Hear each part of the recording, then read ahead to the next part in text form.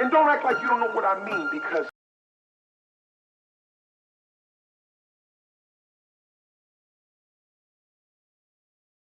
you know it's hard out here for a pimp when he tryna get this money for the rent, for the Cadillacs and gas money spent. We'll have a whole lot of bitches jumping shit.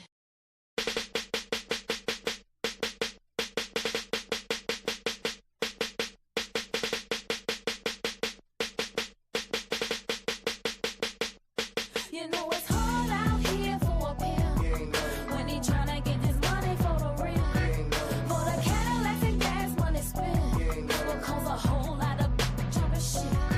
You know it's hard out here for a pimp when he tryna get this money for the rent, for the Cadillacs and gas money spent.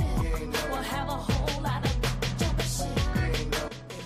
What's going on, party people? It's your man, 50 Grand, the Godfather, Nate Milton, and you are about to listen to another excellent episode from the Nefarious Media Network.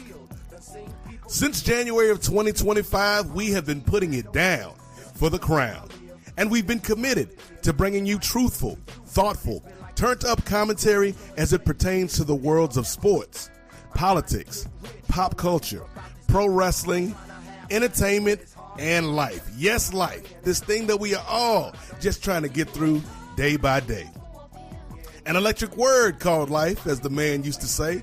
And that brings us to the drive for 500.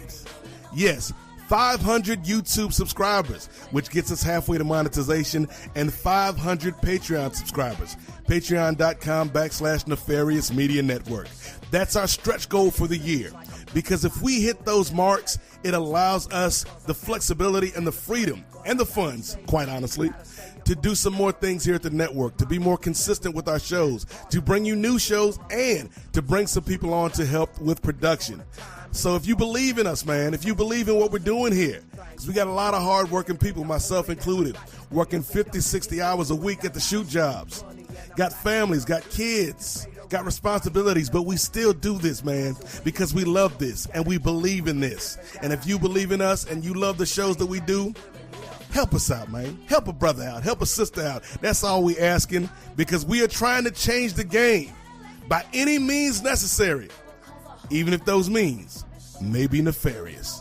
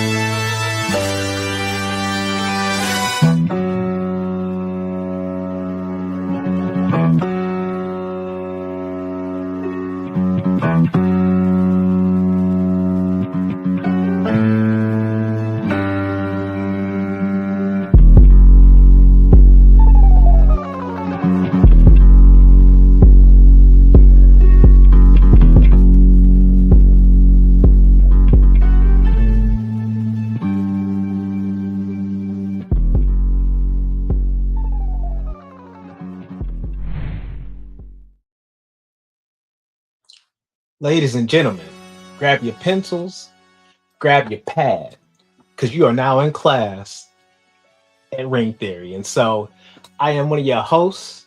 It's me, Downtown Brown, and I'm here to also tag in my partner, Upper. Put that respect on his name. I said Upper. Mid-card, Jay Lacey. Hey, yo, where my man at? Hey, yo, what's happening, bro? Got the Shula Fowler in the house. Hey, you know what? You know, just to show that I am a peaceful man. Okay. It is what it is. Read the logo. Read the logo. I am a Kenny Omega fan. You know what I'm saying? But beyond popular belief, bro, I am a Kenny Omega fan. So all the haters, suck it. I would say you wearing the blue. You got the Omega out there trying to rep the other party line. You know, there's been a lot of hate been thrown your way, saying that you are a Kenny Omega hater when you are just a critic. You are just a fan with an opinion. Are you not? I am. You know what? Above all else, I'm a troll. All right. Okay. I'm gonna get you. You know what I'm saying? I may say some things you may agree with. I may say some things you may not agree with. But you know what? What a time it is to be a fan. Period. You know what I'm saying? So it is what it is. Let's have some fun. Let's enjoy ourselves. You know? Hey, for real. But this week, folks, we're gonna get into talking about the modern warfare that's going on between AEW and WWE. We also get into chatting about what's going on at Clash in Paris.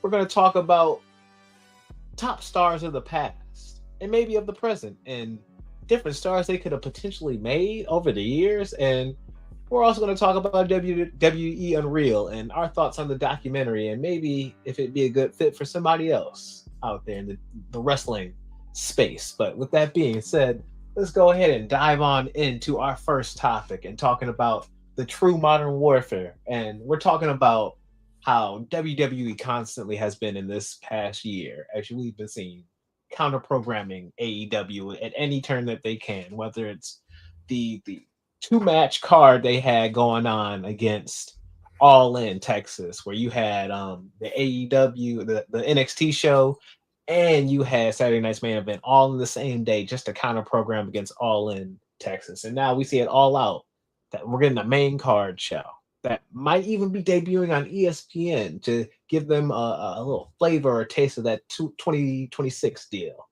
But with that being said, John Cena versus Brock Lesnar is soon to be rumored for that 20th show, throwing their big guns, their big matches and their big moments, as they love to coin and talk about, against AEW.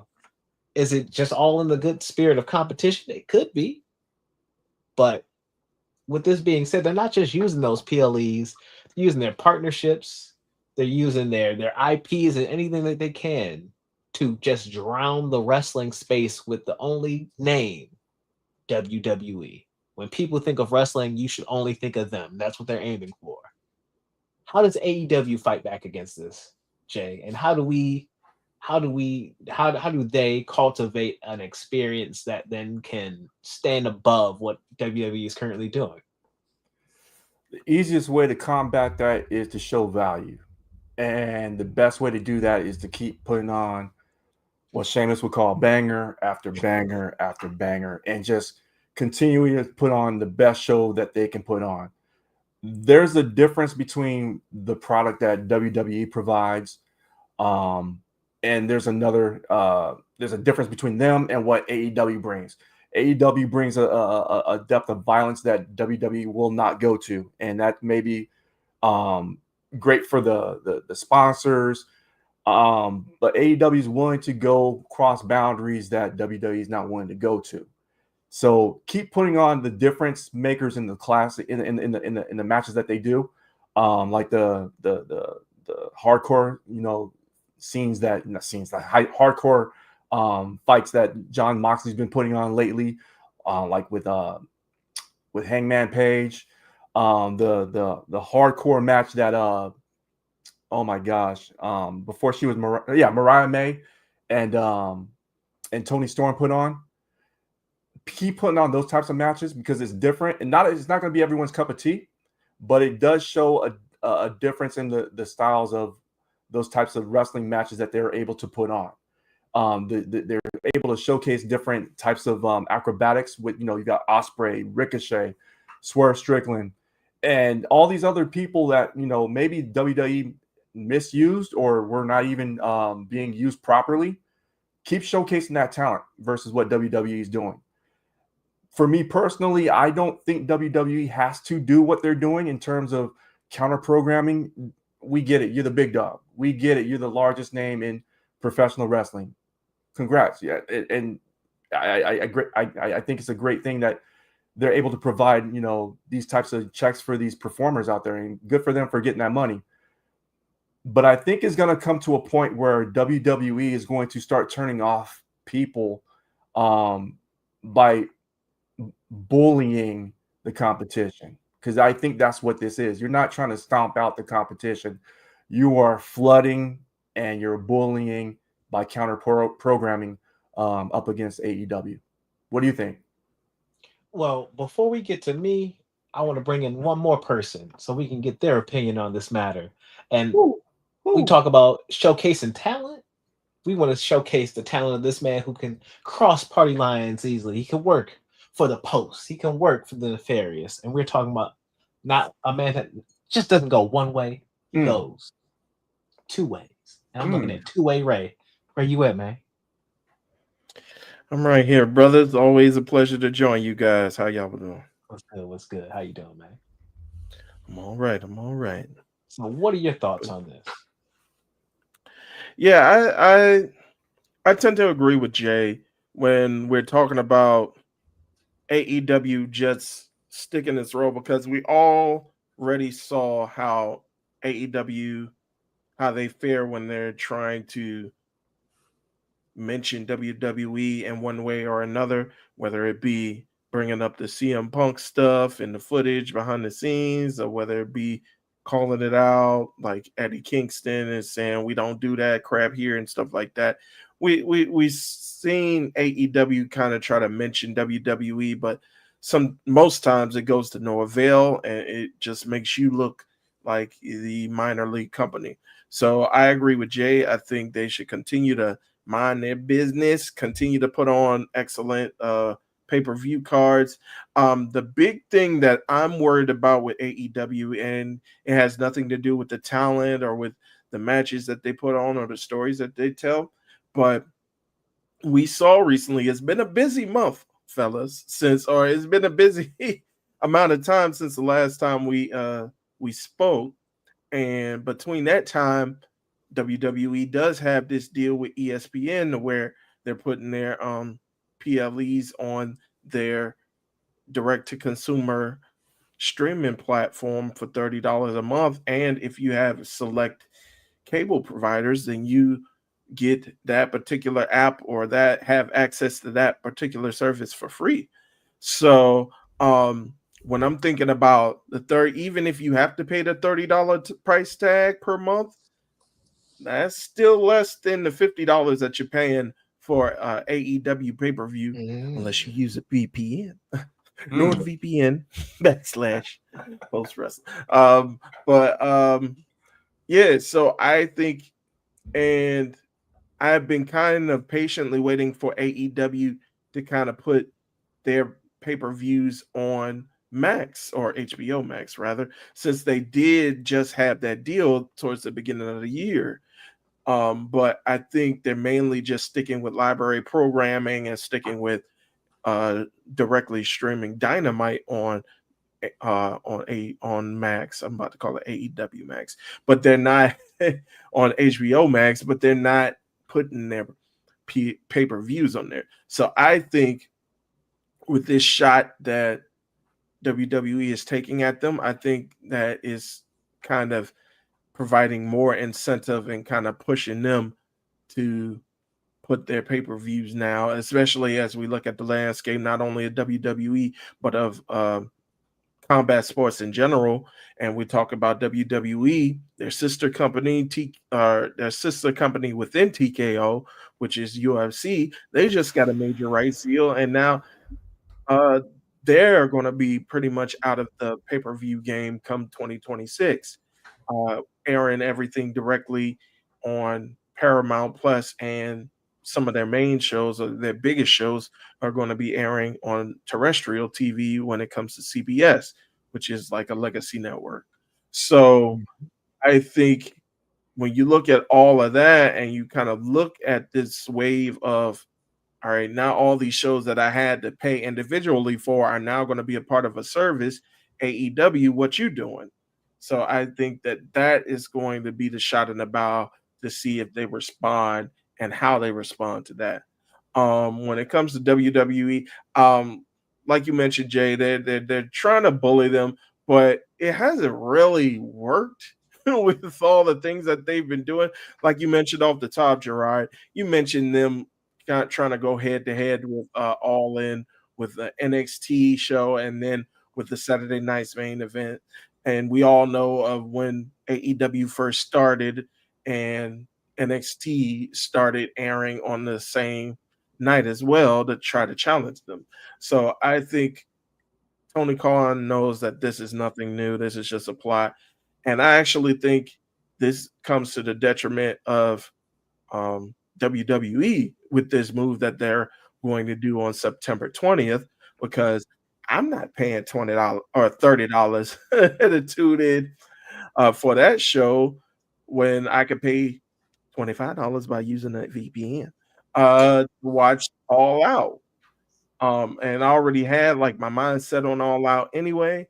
So I'm definitely, and if you use VPN, you can get all WWE shows on Netflix for free. Just, just saying, just saying, it's not illegal. But yeah, that's what I'm pretty much going to do. I'm gonna legally buy and not take any nefarious means, quote unquote. Uh, I'm illegally buy AEW All Out, and then I'm probably gonna stream WrestlePalooza on another day, maybe the day after, just to catch up on stuff. So that it really is not hurting me, but some people aren't in the end, or like some people don't have or think ahead of time like that, and some people are just gonna feel like they have to choose between one and another. But as I mean, we've seen the tribalism. It seems like there's no middle ground. It seems like there's no one between that bubble and that Venn diagram when it comes to people who watch both, unless you're like us and we follow it to cover it. So Hey, the middle ground to find fans who really cover it and who just watch it for the joy of it all. I don't know a lot of people who are going to be trying to do it side by side at the same time. I haven't heard a lot of that. It's people just really picking and choosing. And a lot of people who are going the AW route are going to keep going that route no matter what pretty much is thrown at that ESPN card, in my opinion. And I think the name of the game, I think everybody's hit it on the head. Consistency. Keep doing what you're doing as a company, because you're bringing back the energy, you're bringing back the popularity, you're bringing back the people that have left, and they're coming back slowly and steadily. And so keep doing that. I also think that, yes, you're hitting it on the head to give the American audience a more competitive price point pay-per-view wise, PLE wise, so that way it can compete against what WWE has going. I think would be a benefit to AEW, but I would love to see it get on Max. That's I think the prime spot for the pay-per-views to happen, but we still are waiting on that news for when that time comes. Like they said they were working on it, and I think it's now moving to the all sports platform for Warner Brothers. And so if that does end up happening, maybe it happens over there once they have that platform set up, because there's always been these streaming difficulties with Max that's been just talked about constantly throughout every time I've heard stuff going back and forth. And it's not like I hear anything from anybody. I'm talking about from when I'm listening to Post Wrestling and other podcasts that I'm hearing this from. So this is from here. Another third, oh my God, what is it? Third perspective? But anyway, I question, and the thing I have to question the group as well about this topic is, when does it become a breaking point for the talent? When does the talent get to say, when do you see talent say, I don't like this. This is using me in a way that I don't want to be used.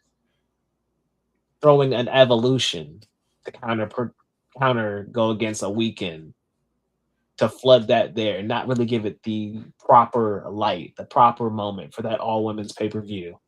So they outshined what the build was. And though they blew that out the water, they deserved a better build going into that. And they did space and the promotion for that, not just alongside Saturday night's main event and the NXT show and all the promotion for All In that you're going against as well. Mhm. He deserved a fair shot in that. So when does it become too much for the talent? And when do you see maybe that become a part of the reason why talent might jump? And Gerard, if I could add real quick, if the rumors are true, because I believe John Pollock was talking about this with Way on Rewind to Dynamite last night.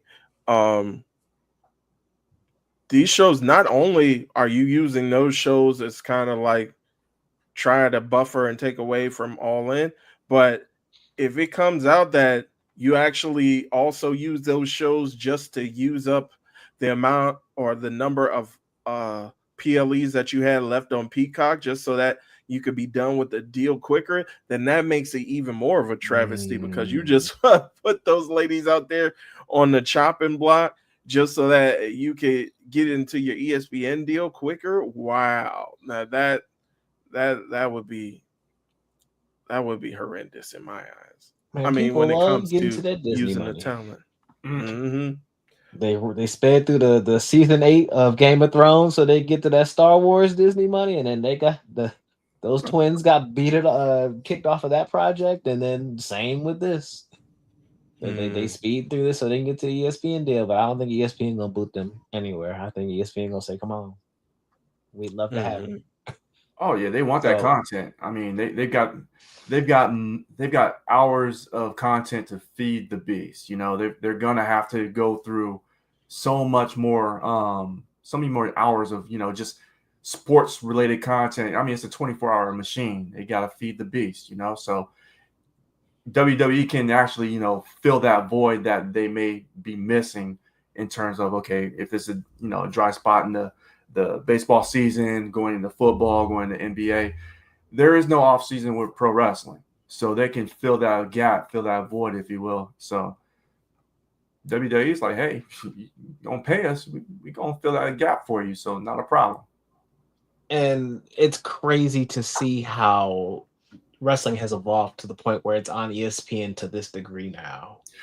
Where like when I was a kid, that was never a thing, and you would never have that, or like maybe a Hulk Hogan or a star every blue moon, but like would come on and talk on Sports Center or talk on a show, but they would never get this kind of coverage back then. And Right. though this has so far been framed as a negative in my opinion towards AEW, I also think this is a positive, because at the end of the day, with wrestling being seen in a different light on a sports network, that means other sports networks might want to look at an AEW and say, hey, we want to compete with ESPN. If they have pro wrestling, we want pro wrestling. You come on too. And it's legitimizing everybody else just a little bit more to allow that space for other people to like just ascend as a company. And so I love that. I just don't like the nastiness and the tactics, but it's not turning me off to watching, sadly, because A, we cover the stuff, and B, I just want to be nosy. I'm just nosy. Well, I mean, I already know I'm nosy. So I've heard in different interviews that talent, they don't like the tribalism as it is. They've got friends everywhere, not just AEW. This within TNA, within All Japan, New Japan, everywhere really, right? So it's not competition like that. They want to see everybody do well. I want to see everybody do well. I want to see everybody, chase their dreams, live their dreams, and get paid handsomely doing it. Ain't nothing wrong with that. Like I said, what a time to be a wrestling fan. I mean, we used to, we're talking about it on the NWA podcast. We used to dream for times like this, where it's like, man, we only got 2 hours of Raw. Now we like, man, we got 3 hours of Raw. It's crazy. It's almost like we wanted this so bad. Now we got it. Now it's like, okay, this is not what we wanted. But aside from that, we got different companies again, because again, going back in 2001, when WWE beat WCW, we're like, okay, cool. Now what? We saw how that ended. It wasn't good. Yeah. WWE's product really suffered for it. And history tends to repeat itself. So I'm glad we got the competition. I'm glad we've got, TNA doing its thing. I'm glad we got AEW doing its thing, WWE doing their thing, So and again, none of it is whack. You know, it's Right. all good. I mean, there's Mhm. again, yeah, it may not be everybody's cup of tea, but I mean, you can pick and choose whatever you want to watch. Right. And when it comes to the talent, because I think your initial question, Gerard, um, like how is this going to look with the talent? I think it could go both ways. I think, like you just mentioned, Jay, I think when it comes to competition within the workplace, um, there's always bidders going for you. So I think that always helps the wrestlers. If they leave from one company, then they can have the interest of another company. We're seeing it with Killer Cross right now. A lot of people they got their eyeballs on him to see where he lands, and a lot of people talking about, is it a work, is it a shoot? I don't know what's going on. So a lot of people are interested in that, and I think it benefits the wrestlers in that way. But on the flip side, like we mentioned before, when it comes to just being used, kind of like a pawn in a chess game, like you, Gerard, you mentioned WWE Evolution. It's supposed to be this thing, we're supposed to make this a spectacle. It had been 8 years since you did the first one. Like, if you're going to put it on, like, put it on all out. Don't just, well, no pun intended, but I see what you did you there. know, but like throw all the what's the saying? Well, throw all the something and whistles, the bells and Bells and whistles. Throw whistles. all the bells and whistles out there. Like, make it a big deal, but instead you're using it as this pawn to go against All In, and it's not doing.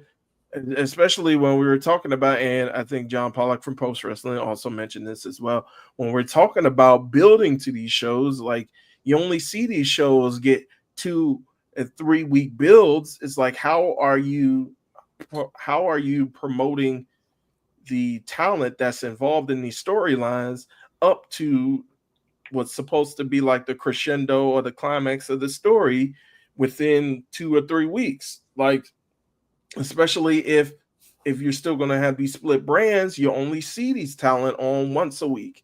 Like you mentioned, Gerard, I know, like, even though you do get the 3 hours and the 2 hours on SmackDown, but it's not as though all of the talent are going to be on both shows. So you only get to see, and within a 3 hour or 2 hour period, you only see one talent. You only may see like a EO Sky, what, maybe 20 minutes out of a 3 hour show, 15-20 minutes. And Lord knows, if you go down, like, even lower down the totem pole, lower down the mid card. No offense, Jake. No offense. Those folks might even get less time. And so how are you supposed to build a story? Like, it's hard enough trying to build a story within months leading up, or within a month to lead up to a special event or a PLE.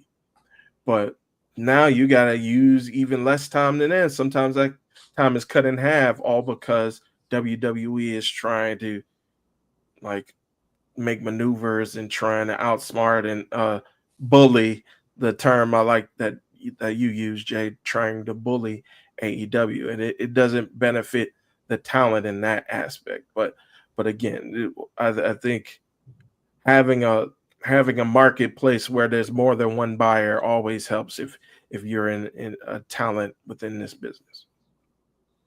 What is it?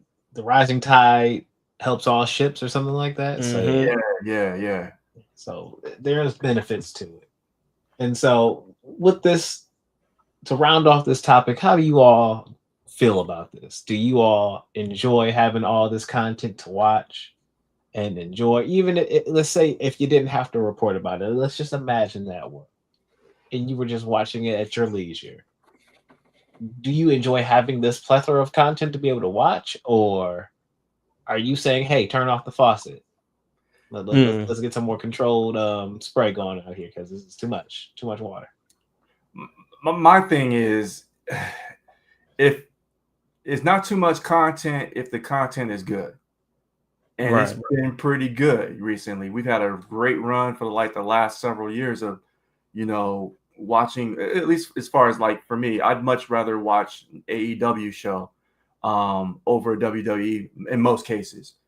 I still watch everything as much as I can. If there's something that, catches my attention and they say, hey, look, you got to check this match out on TNA, I'll make it a point to go, seek out that content or somewhere else as well too, so there's a lot, like I said, a lot of talent, a lot of talented individuals everywhere. So as long as it's good stuff that's being put out, I'm a happy camper. The moment Okay. it just, goes from, sweet to sour, it's like, okay, it might be too much. All right. How about you, Ray? Well, I tend to differ. I mean, I think you can, like I think you mentioned earlier, you can't have too much of a good thing. You can't have too much birthday cake. Yeah, you could, as you mentioned. I don't know if you mentioned that on the air or off air, but I think you could get to that point. I think, like we mentioned before, since we're covering it, and even if I wasn't covering it, I was going to like still kind of tune in sporadically for things, and it's amazing how both companies, and I mentioned this off air before we came on, it's amazing how both AEW and WWE are giving away stuff from their programs, from their TV programs, and sometimes on their from their PLEs or from their pay-per-views, they're giving away stuff on YouTube. Remember back in the day, like Raw, when they came out, like a Raw after a pay-per-view after SummerSlam, they weren't even showing you video. They were showing you stills, and then they weren't even showing the finish. They were just letting the audio play, and you just had to imagine in your brain what Mhm. happened. But now it seems like they're giving a lot away on YouTube to kind of boost that viewership up. So I think if you're a fan now who's just watching it casually, I think you could get away with not only not watching the weekly product, but also probably skipping out on some of the pay-per-views that don't interest you. If you're seeing like oh Lord, they doing Brock and John Cena for like the 38th time. I don't care.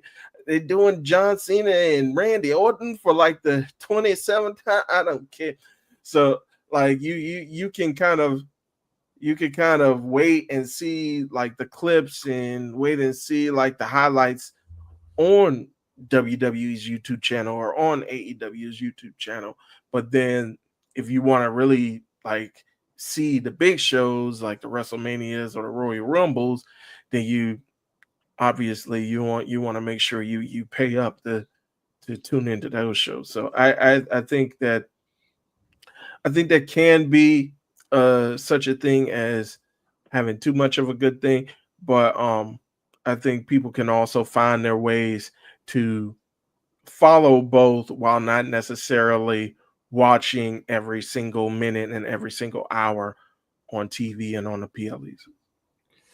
Just to counter your point, Ray. If anyone knows anything about me, um, I'm greedy and I'm petty. You know what I'm saying? If you know Indeed. anything about me lately, right? But to your point, I think we live in a society today where, you're talking about getting clips of, some of these matches and then digesting it that way and going to YouTube or going to TikTok or Instagram or whatever, however you get your Mhm. bite-sized, fix, right? I think that's a good thing, in addition to having all these different the programming and the counter programming and the like. I think that's a good thing because again, you're looking at people who like maybe they want to sit down and watch a 5-hour SmackDown. I'm not one of those guys. Maybe you might want to get somebody that wants to sit down to a 2.5-hour Raw, somewhere around that, or has the time to go ahead and do that. Some days I have time to watch Raw. Some days I have to get you're watching in clips, I think that's a good thing all the way around. I don't think that there's too much of a good thing. And again, with your analogy, too much cake. I mean, you're a milkman. I thought you would like this. Oh, whoa. See, there you go. Whoa. See, there you go. Whoa. Why we gotta bring this Whoa, up? whoa, Ray, I'm sorry. I brought the gun to the scene and he just picked it up and shot it. You are petty. You know that? You are petty. Oh You know I love you, bro. wow. It's like, where'd that come from? I know, right? That's crazy. What I do you was say? taking a while to get there, but I made my point. You know, just had to let it be with that. And then before we skip topics too, Gerard, I'll let you go ahead and say something. Say what you were gonna say before you put the button on this. But Ray has said something about a talent that I wanted to just see if we could just shoehorn that in there. But Okay. So with that said, we gonna cover my thoughts is yes, I do believe at times there can be too much birthday. So sorry. I brought the smoking gun. Because it's a blessing as a wrestling fan to have this much content. And I think that I remember when the Raws went from 2 to 3 hours, and I was the giddiest person in the world. I was like, oh my gosh, CM Punk just beat John Cena. Oh my God, he did not just cash in. He's the first person to lose. Amazing. Okay, and now we have CM Punk as world champion. We get 3-hour Raw, so he just cut promo after promo. And those first few Raws, if you actually go back, those 3-hour Raws was kind of fun because Punk was bookending the shows and whatnot. But once you kind of took him away from it, and they kind of started getting into their formulaic ways, yeah, it was a little too much birthday for me, and it's been a little too much birthday for me this entire time. But with that being said, I think I'm enjoying it from one perspective because I have a DVR. I'm blessed to have the position I have that I can watch everything so much that I can watch the mainstream of AEW and WWE. What breaks my heart is, where I don't enjoy this, is I don't really get the time to invest in a TNA. I don't really get the time or the headspace to go find the stuff for New Japan. And so a lot of other wrestling programs, I'm trying to watch DPW because I really enjoy LeBron Calzone as a wrestler and I want to watch him more, but it's just hard to follow him content wise. And so, because I'm so having to take in all this AEW and WWE that when it's time to watch something else, I'm 500 episodes into One Piece right now. I got 700 more to go. I got stuff to do. I'm literally trying to get and finish the rest of Bridgerton. I got to do that. I'm all over the place with my shows. I need time to stay in pro wrestling forever.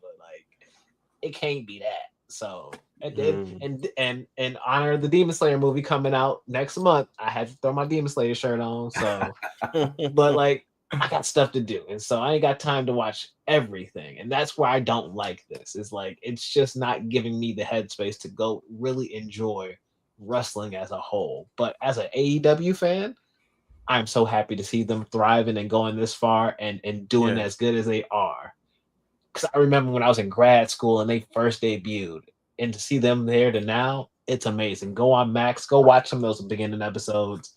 They have grown so much. And so I like that. I like seeing WWE as a kid. Like you said, Ray, I remember watching a SmackDown after No Way Out 2006. And it's literally the Undertaker Kurt Angle match. And it's just steals of them. Oh, German suit. Oh, it's Angle to the table. Oh, it's just the freeze frames and all that. And it's Kurt did some maneuver and then they blacked it out. And then it was ding, ding, ding. And he won. And then Undertaker was mad on him. So I'm like, hey, yo, why he mad? What happened? I remember those days and not getting to see it all. And I could never afford to watch the pay-per-views because we didn't have pay-per-views or cable. So it was watch it on SmackDown. And that's what it was. And so to see what it is now, to think if I only had the CW, I'm sure they're showing full clips of the NXT shows when they come back from those. When I'm watching those, I see that they're showing a lot now, like you said, Ray, and they're giving so much out on just to think you can get on YouTube and get whole matches. WWE, the Vault just dropping, hey, here's this, here's that, here's this. They're almost taking that same UFC format of oh, we got Max Holloway fighting this week. We're gonna drop a couple Max Holloway fights on YouTube for you to watch. Well, oh, it's War Games this week. we're gonna drop last year's War Games for you right away. Here you go, right for free. You have to pay for it last year. It's free now. The whole Mhm. so what they're willing to give away for free in competition to grab eyeballs is something else. And so I'm enjoying that aspect. But when it comes to one wrestler in question, the Karrion Cross question, that is, where do all people land on this side? Is it a work as a shoot? What's this man doing? Jay, you seem like you have a case to plead. Oh man, yeah. So I'm thinking it's a work, Oh, and the reason why I'm thinking it's a work is because his WWE name is Karrion Cross. Mhm. Outside the WWE, he's known as Killer Cross. Mhm. Not once has he been called Killer Cross on any of his interviews. okay. It's always Karrion Cross. Karrion Cross. Not Killer. That's my thought. And so if he's going somewhere else, I would definitely, put Killer on the name. He's like, look, I'm no longer with WWE. They have nothing to do with me. They wanted nothing to do with me. They let my contract roll out. Couldn't come to terms with me and my wife, so the Killer's back. He hasn't done that yet. He's got a book. He's torn a book, and from all accounts I've heard, it's pretty good. I haven't read it yet, so I couldn't tell you, but he's on a book tour, and it's a coincidence that all this is happening at the same time. So that's my theory: is if he was truly gone, he would go back and revert to the Killer brand as opposed to the Karrion Cross name. Right. And I think former professional wrestler Stevie Richards on his I don't know why I'm being so formal. Stevie Richards, like his right to censor name. But Stevie Richards, he was saying that there's rumors out there that Karrion Cross, Killer Cross, Kevin, he out there. He's putting I guess him and Scarlett are putting their rates like astronomically high, that it's hard for other like independent promotions to meet it and to have them come in for wrestle. That's why you mainly see him only doing like meet and greets and stuff like that, and not actually being booked on wrestling shows to wrestle. And so he's saying he's probably outpricing him just to say that, oh well, I put myself out there just to see if people want to hire me back. But in reality, he's doing that as a way to kind of deflect promotions or independent promotions from booking him, because he's still waiting for WWE to kind of bring him back. I think, well, before I get to what I think, we got a chat, not a super chat just yet. We working there for Nefarious, but we got a chat comment from Nefarious's own Nate Milton, the Godfather himself. He says, about to leave the shoot job. Just wanted y'all to know that you're killing it. Also, Brandon from New Jersey and I will be starting a show to run opposite of SBF called MMA Palooza. Enjoy the show, folks. Now, now I'm gonna do just because of that, Nate. I'm gonna do in the spirit of All Out being held in Canada, in Toronto, Ontario, Canada, just for that show that you're gonna try to run opposite against us for SBF. We gonna have Canadian legend George Rush St. Pierre on. Now, see if you could do that. Where's your Brock versus Cena at, brother? What a pull. See what you can do. But in terms of what I think it's a shoot, but I also think they're holding on for something. I think that they do know that something is in the works. Because like you mentioned, Jay, why go on here? If the name is copyrighted, you shouldn't be using the name when you got cut the first time, or when you got released the first time. If you're Karrion Cross, you didn't go to TNA as Killer Cross or Karrion Cross. You went to TNA as Killer Cross. So I do think that I don't think he's telling us everything. I think he's telling us maybe like 85 to 90%. And I think he's being truly genuine.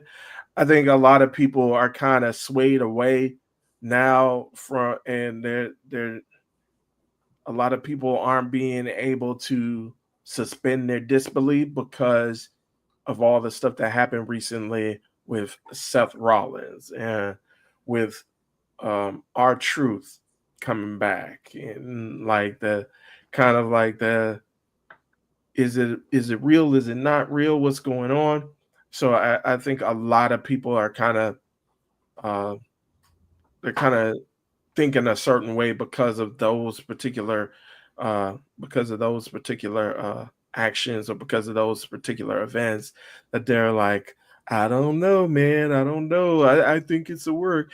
But I I just want to be a fan. Like if it's a work, I'm not gonna be digging around and trying to spoil it for myself.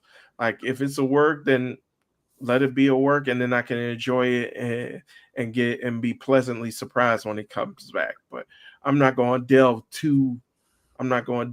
too like deep into it, and I just like to believe people on their word and on their face value. So Do what's we your know thoughts, GB? 100% that his contract is over? That's my What question. you what you Do we say? know, like, do we know 200% that his contract is over? Or did he Well, lie? Because could he have lied about the contract? Because if he has like maybe like a couple more days or a couple more weeks, and that's what he's doing, and he's using his name, but like they're like, we're not going to use you for any more shows. Like after SummerSlam, we're sending you home basically because that's the end of your time, and then we're just going to run out the rest of your deal. Feel free to go do interviews and whatnot. You could then easily work it that way, where you can say, "Oh yeah, I'm working right out of contract, brother." Like, haha, gotcha. I'm working you. So I could easily see them going that route, and then he's like, this is his way of like trying to also say like, hey, yes, I really want to do this. Like, I really want to work. I want to be in WWE because that's what he keeps saying. Like, that's his dream, and that's right, where he wants to be. So, like, I just don't know if it's the fit for him. Like, I don't want to rehash what everybody else is, what a lot of people are saying, but I think TNA is a good fit for him. I don't want to see him go to AEW. It's too full, way too full. There's way too much of a yeah, log jam, and I just don't see where he fits in. Like, I think we are, when it comes to AEW, I'm not gonna say no one, but I don't know if there's really anybody they should be picking up in the near future. Period. Unless like the hottest thing comes off the market. Otherwise, they should just right. keep cooking what they cooking. And when it comes to carrying, I think I don't know, like that Sammy run was just kind of weird, and that whatever he was doing at the end of the match was weird too. Like he was like trying to say something to Sammy, and Sammy was almost like not having it at the same time. It was just like, I don't know what you're saying, Man. man. And then like a lot of people brought up like there was supposed to be like a result to this match of Karrion is supposed to either admit that Samuel was right or Samuel was supposed to admit that Karrion was Right. right. Right. Never Mhm. got that either. And so like I get that people think it's a shoot, but I don't know. I don't think he lit the world on fire with the Sami Zayn run for a lot of folks. And Sammy, that's you can usually get a great match out of Sammy with folks. And they had three attempts and they were cool, but nothing really blow away. And then, I mean, I don't know how much homie's getting paid, but they in contract season that hey, if you ain't worth your contract, then we getting rid of you. I'll let Braun Strowman. And I don't want to see anyone lose their jobs, but I think that's the market of WWE right now. Is you got to earn the dollar signs that you get, and so I Well, don't know. I and then the fact that if Karrion is being very truthful in that interview and saying, "Oh, they'll work out the deal with Scarlett after they work out my deal," well, I can hear that as a man standing by his wife, like, yo, like, why are you not working with us simultaneously. Like, why aren't you treating us like equals? Why you do me first and then her? And then also when he asked for his metrics, like that's what any job should be able to give you, is how we came to this number that we paying you. Mhm. Right. And if you can't provide me that, then you making up numbers. Then what you're telling me, like you cannot give me the hard cold facts of what it is. And so I get him, but he's still trying to be kind about it. I don't feel like maybe it's being as kind on the other end to him. Yeah, it's very it is disappointing to hear where someone wants to be somewhere and the other side don't want you that bad. You know, that's what it really is sad to me. 'Cause I mean, dude is talented. I mean, I remember watching and hearing about him before his first NXT run, and dude, he's very talented and obviously creative. I mean, to come out with those 2 short films that he released on YouTube and to cut the promo that he did on WrestleMania weekend, I'm like, yo, okay, what's gonna happen? And for creative to not have anything for him and knowing how talented he is and not being fully utilized to fully express that, there's a disconnect.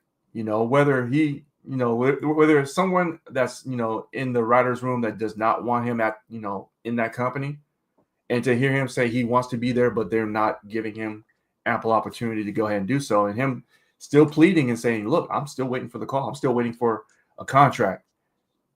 At some point, you just got to be like, okay, you don't want me, I'm going to go somewhere else. And then once, you know, either I can double back and say, hey, look, we can come back for a third try in this company, or just make peace with, hey, look, I had 2 opportunities and they didn't pan out the way I was. And, you know, maybe it wasn't meant to be, you know, but either way, I want what's best for him and Scarlett. I still think there's some meat on the bone in terms of what he's able to provide in terms of entertainment. I don't know. I just want, you know, him to be in a place where he's gainfully employed. That's all. And the thing, when you talk about his matches with Sami Zayn, I believe that although I believe that he is kind of limited, it's like you got to work towards somebody's strengths. It's like, and I think when you talk about his matches with Sammy, I thought they were decent. And I thought you got to work towards his strength. You got to work towards him being the power guy. Like, I know his moves are kind of limited to like the cross jacket suplex and things like that, but utilize his MMA experience, like utilize that stuff. And I think that when you talk about him, or when you talk about somebody maybe not being worth the contract, the brother had one of the highest selling t-shirts in the company before he left. Like the brother is making money for the, and it seemed as though people are clamoring for this dude. Like they're shouting, "We want Brock" right after SummerSlam.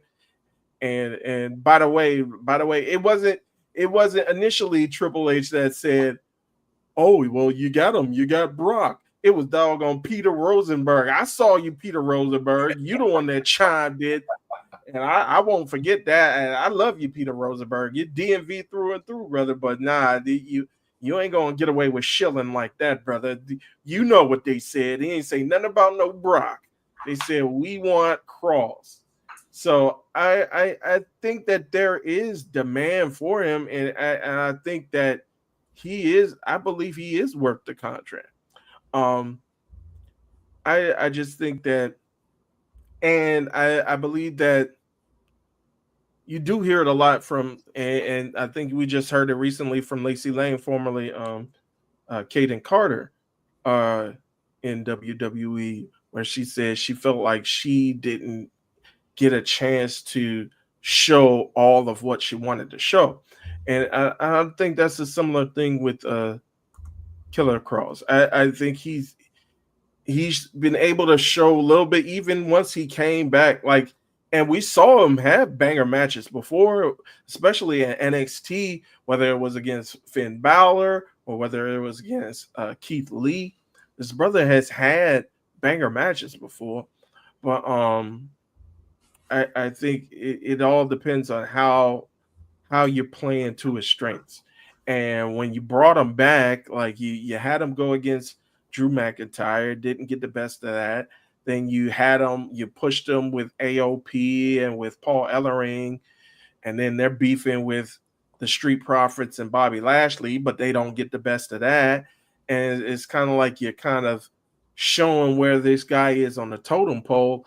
And like the one period of time where he's pretty much using his creativity to kind of boost himself up is the time that you want to crap on him. And I think that, like, we saw potentially, and especially with him being in his hometown for Vegas, for WrestleMania in Vegas, and you don't use the man, like in terms of putting him in a match. And he went on to do Bloodsport during that weekend. And I'm sure that was a great thing for him, especially with his MMA and jiu-jitsu background. But like, the show of shows is right there in your hometown. You have like a feud with AJ going into it, but yet AJ's wrestling Logan Paul.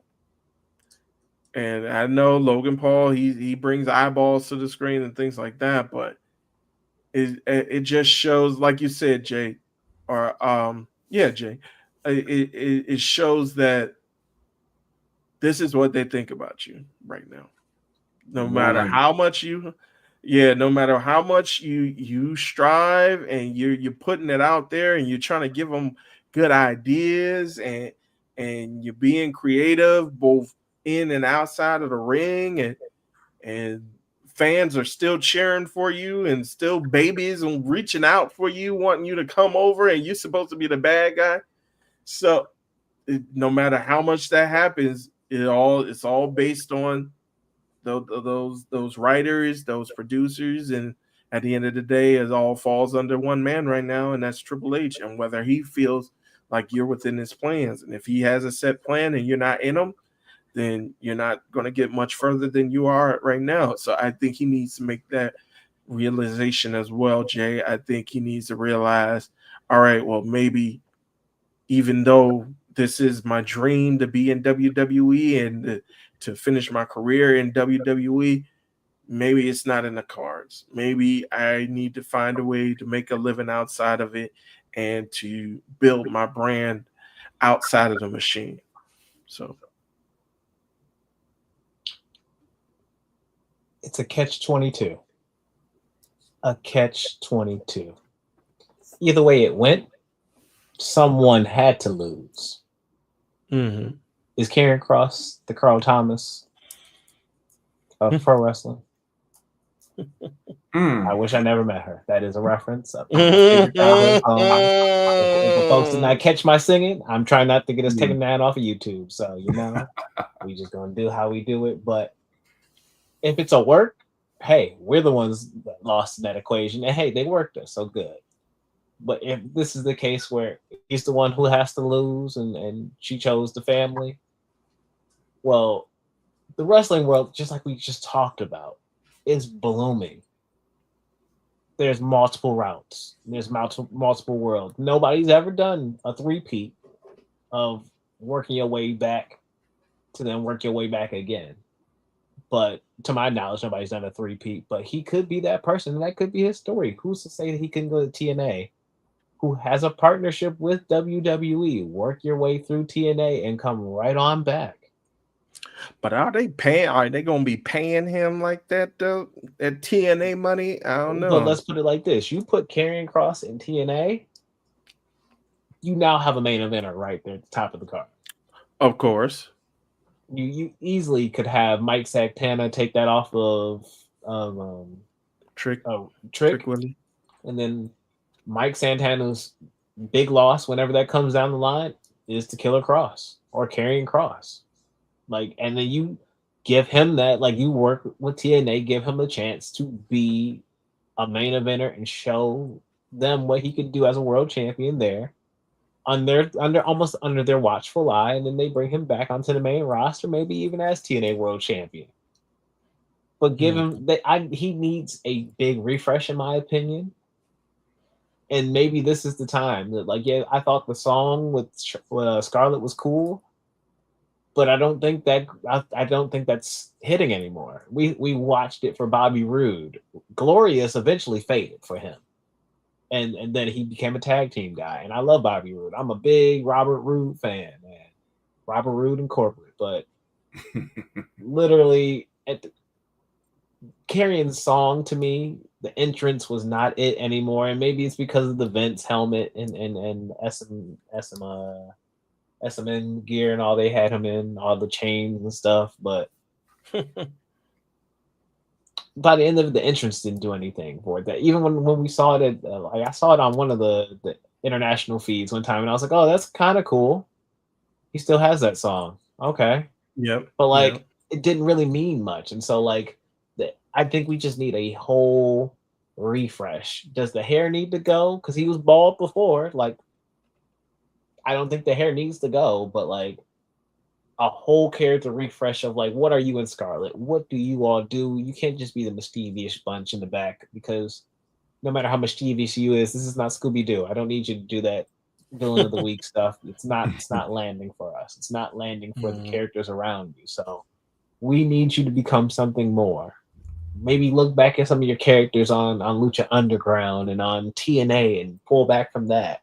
I love the ask of pulling from the MMA background, right? I like that as well, but we'll see what comes of Killer Cross in the future. If it's a work, I'm happy the man gets to be where he wants to be. And if it's not, he either is going to be Donnell Jones or he's going to be Carl Thomas. But by the end of it, he can still work his way to where he wants to be, I believe, in the end. But with that being said, we're going to move on to our next topic. If you can't tell, I love me some early 2000s R&B. But also looking into the past, we're going to go past that 2000s R&B, because I want to look at Hogan. I want to look at the stars of yesteryear. So we're looking at a Hogan, we're looking at a Stone Cold, we're looking at a John Cena.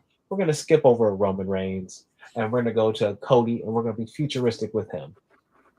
Who are these stars that they could have put over during their time periods? And I'm looking at these non-traditional stars that they could have made during this time period. And so with that being said, I'll lead off with Hogan, and I'm talking about his career period at any time period of him being a main eventer. And I would have loved to have seen what could have come of Hulk Hogan at Bash at the Beach putting over Booker T.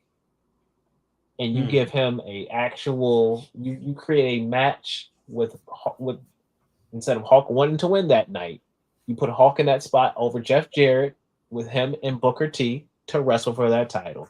You give them a clean, like the cleanest, like you put this man over like you trying to put over Goldberg. And an honest contest. I think you shave away the GI Bro stuff. You shave away all that nonsense centered around Booker, and you give him that. I think the man coming into WWE, even if WCW closes the same way, that who the hell are you? From The Rock? I don't think we get that. I think Booker is coming in. You can be a double champion, and he was treated so disrespectfully as a double champion coming in. Him coming in at that point, after a clean win over Hogan making him a star like that, like a Goldberg did, I think he has a way different impact in WWE. I don't think we have a Triple H doing all that and then not putting him over. I don't think we have The Rock clowning him the way he did. I think he's treated with a lot more reverence. Yes, he's a WCW guy, and Vince would always make them go through the ringer no matter what, I feel like, but at the end of the day, Booker would have had a lot more respect. I don't even think he would have been clowned on like the classic grocery brawl with him and Stone Cold. I don't think you even get that kind of moment because of him being put over strong. So we'll go around the horn. We'll start with Hogan. Who do folks feel Hogan could have did? Let's go with you, Ray. Oh, I didn't think about this question. This is an interesting question. What Hogan could have done like in the past that may have kind of like revolutionized or at least like Promoted a made us. non-traditional star at that time Mhm. period. I'm trying to think other than like book, like how I mean what like let Zeus go over. I can't think of I really thought Ray was gonna say Hakeem the African Dream. He could have put that brother on. Oh no. Bad News Brown. I don't know, man. I mean maybe because I'm trying to think like back in that, but that was prior to Hulkamania becoming like a global phenomenon. I'm thinking about guys back in the 80s and early 90s, and one name that stands out is a Junkyard Dog. So maybe kind of promoting a Junkyard Dog a little bit more. I don't know what happened with him as far as when he left the company. Um, I mean, yeah, other than Booker T, I can't really see like any other brothers who were in that upper card that or that main event like vicinity.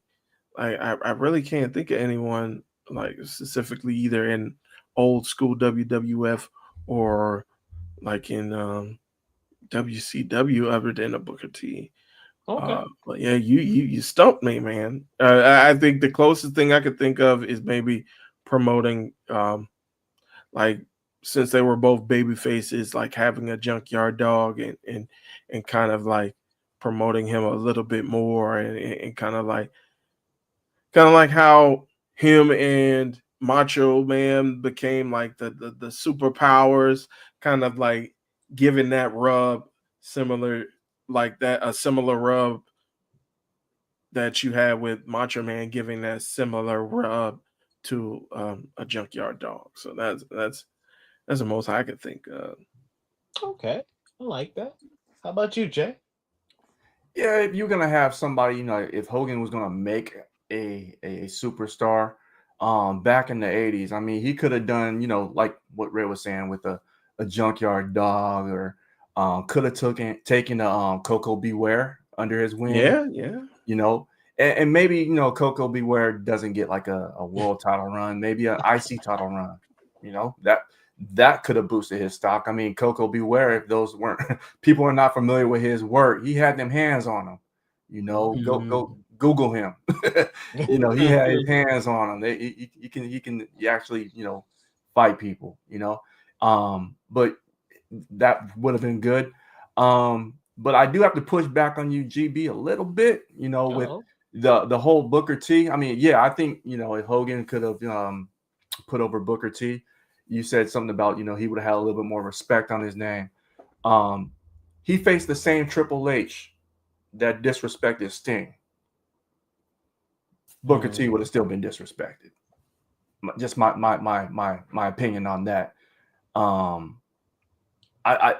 as far as other people that Hogan could have made, I would have loved, and I can't remember if he ever they ever wrestled or anything like that, but it would have been dope to see a younger Sheldon Benjamin against a Hulk Hogan. That would have done numbers for his career.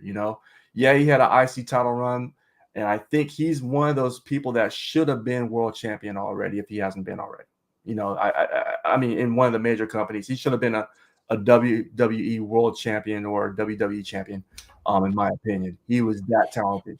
Who has a resume, but I think Hogan could have made him and made him really the gold standard. Benjamin Shelton. Shelton. Let's see, yeah. Benjamin Shelton. Being Benjamin Shelton. So, RIP. I'm trying to be respectful. I'm trying to be respectful. But the man said it on camera. It's on tape. Right. And Shelton had to say, "Keep my name out your mouth." Right. So when we talk about Stone Cold, I'm gonna keep it nice and simple, nice and sweet. It's already in the namesake. we just not downtown. We just D'Lo Brown. I just thought, man, as a kid playing the video games, I love D'Lo Brown as a kid, and going back to actually like watch him wrestle, his style was so eye catching on television. To just grab you, just his high flying ability. I loved the little neck snap of his he'd be doing, walking around, the little chest Mhm. protector and whatnot. If he could have had a more serious push, and maybe because he already had the double title reign, and I thought, okay, cool. If we're gonna do that with the brother, he on the rise. He on the rise. He about to be at the main event. Oh, okay. Well, I mean, it was nice to dream. It was nice to Yeah. dream. Stone Cold, yes, he had his feud with The Rock, but I don't want to say he made The Rock because I think The Rock was doing his own thing and Stone Cold was doing his own thing, and they just kind of collided and made each other in a sense better than they Yes. already were on their own. And so Yes. when it comes to making somebody, I think D'Lo could have been made as a upper mid card, if not Mhm. close to the main event scene star in WWE. And instead of that, because once he lost those titles, he basically went down to comedy, and then that was a wrap. So Yeah. and then he was in TNA. So like I would love to have seen that from Stone Cold. But how about y'all? Jay, we gonna go counterclockwise. We're gonna give Ray a little time to percolate on this one. Thank Ray, you. what you got? I mean, not Ray, Jay. So you said Stone Cold. I thought you were gonna go a different route, and I'm gonna use the same thing as you. He got Cold in his name. Too Cold Scorpio. Okay. That dude was that dude. You know what I'm saying? He was a bigger guy. You know, he was high flying, and he was doing things that most people on WWE television was not used to. You know what I'm saying? So putting him with an intercontinental champion like a Stone Cold and see how those styles, mesh together. Because Stone Cold, before the 2 knee injuries, was a good wrestler. I mean, not to take anything away from him, he had to adapt to become a brawler. But his earlier stuff that he was doing with WCW before he came on to WWE, he was a really talented wrestler. So I think if you could have put a Stone Cold with a Too Cold Scorpio, let them tussle for a little bit, and put some shine on that. In a parallel universe, I would love to see what that would have looked like. Okay. All right, Ray. What you got, man? Well, when I think about it a little bit, first off, I know I'm gonna say honorable mention is not letting The Rock. And by the way, let's think of the context now when we talk about these legends. Let's think of the context of who was the main booker and what that brother thought about the non-traditional talent. And like if in a perfect world, if that brother was not in charge, like I know Chris always mentions that The Rock never won a WWE title in WrestleMania or on WrestleMania. He was always either defending it and then losing it or challenging and losing. So I think him winning at WrestleMania 17, even though it really didn't take away from the trajectory that he went on, but I think that really would have kind of put him in the eyes of the fans, because a lot of people, like myself included, kind of prefer Stone Cold, even though I'm sorry, Rock. I love you, Rock, but Stone Cold is I've been watching him, like I love him since I was a kid, and like he just has like different dimensions to him. Stone Cold does, and I think he was kind of able to showcase that even with that heel turn afterwards, even though it wasn't everything that we wanted it to be, but he was still able to showcase like different dimensions of himself with the comedy and with him working with Kurt Angle and stuff like that afterwards. So but that's just my honorable mention. I think two guys come to mind for me. One guy actually was overshadowed by The Rock in the same faction. And I'm talking about Brother Farouk, aka Ron Simmons. We are the nation. Mm. Yeah, no.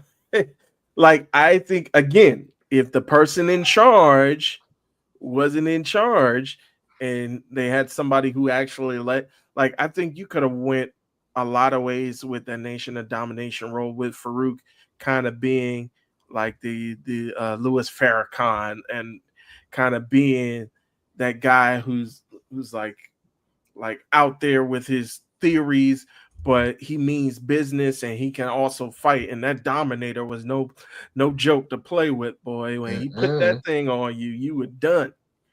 And so I think that they really, and I talked earlier about highlighting the strengths, masking the weaknesses to a certain point. I think that they could have went big with him. I think he was a world champion in WCW. I think you could have had him be a world champion in WWE during that particular run.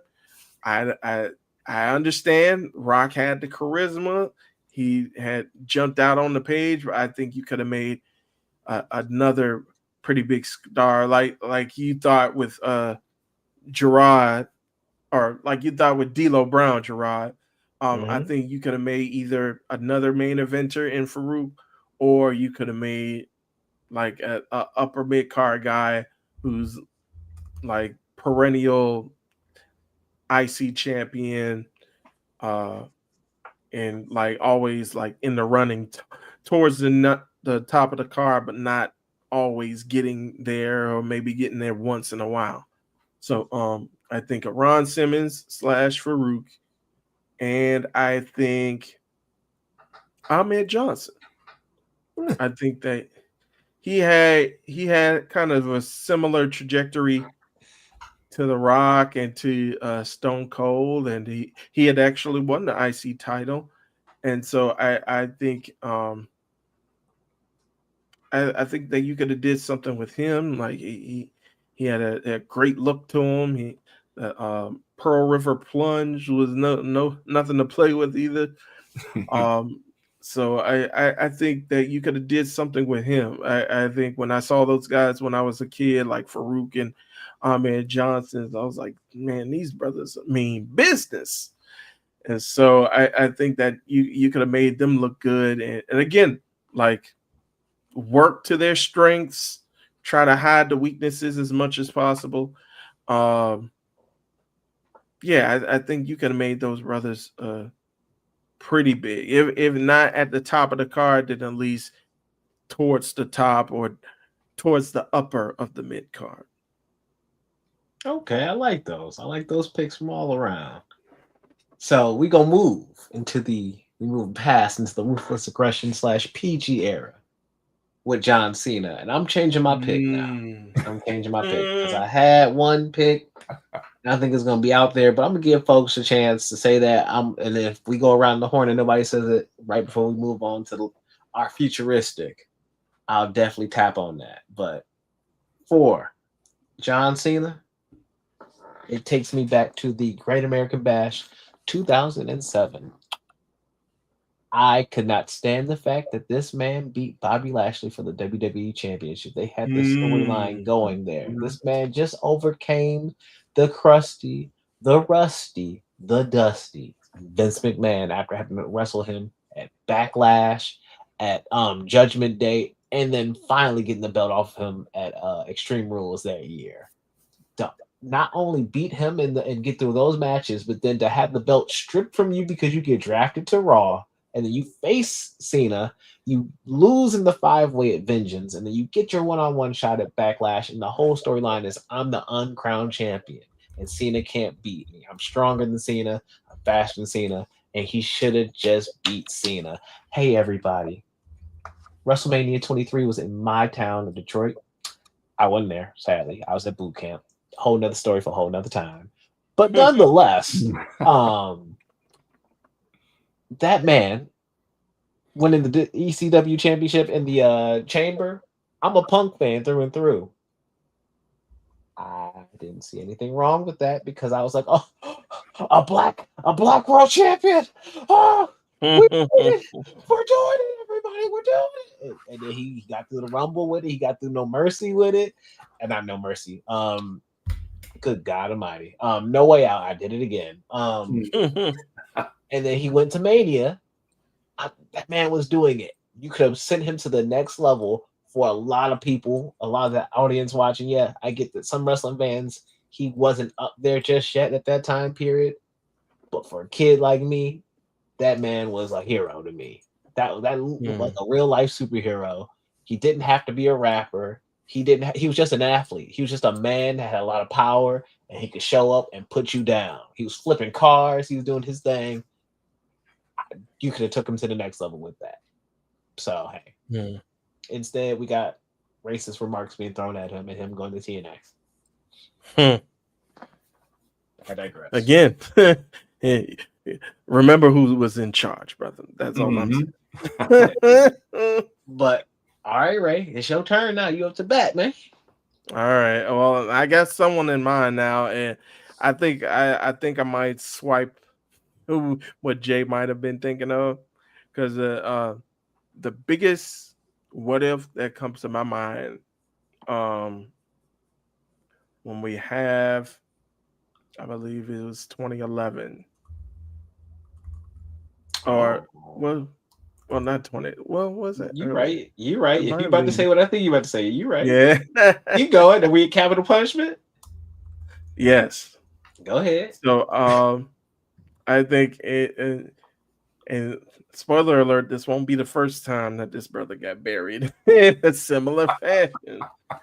But you did all that work to turn R-Truth heel. And he had a good gimmick going on, especially with the little Jimmy and splashing water and little kids' faces. It was awesome. But then you go in and you make them lose, and then you just turn them into a joke. Now you tried to bring it back around with the awesome truth and with them attacking Punk and Del Rio in the Hell in a Cell and like being suspended and all that good stuff. And then you go into Survivor Series and you got Awesome Truth versus The Rock and John Cena. And then you got another opportunity to try to put this brother over. And nope. You bury him again because you want to build the once in a lifetime match that actually happened twice. So yeah, I think R-Truth is my biggest what if with John Cena. What if Cena would have just took the fall, and R-Truth would have been WWE champion.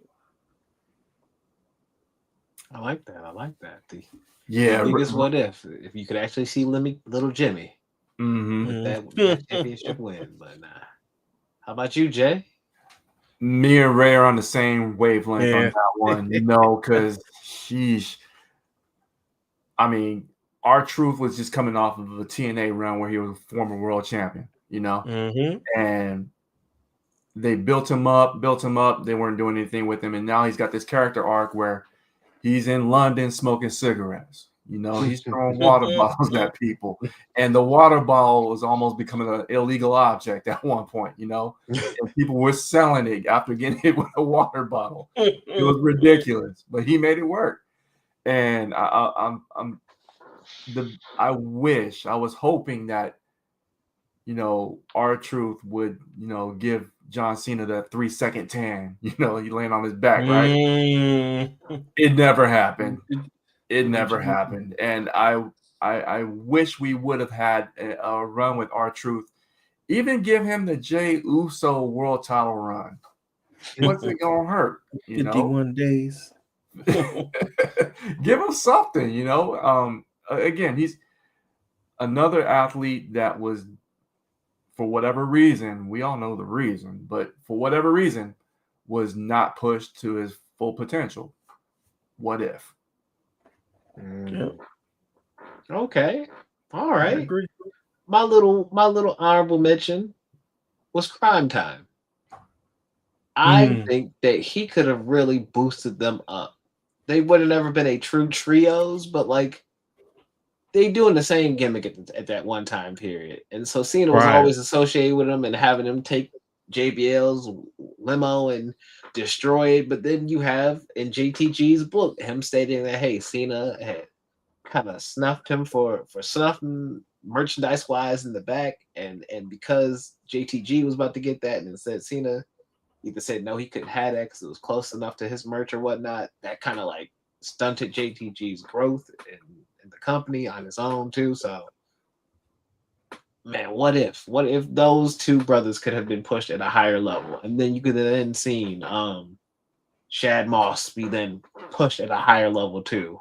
They tried to do him singles wise and do him against JTG, but instead of having, I don't think they really got their fluff or their shine as a tag team. I'm unsure if they've ever had a tag team title reign. I don't think they ever did.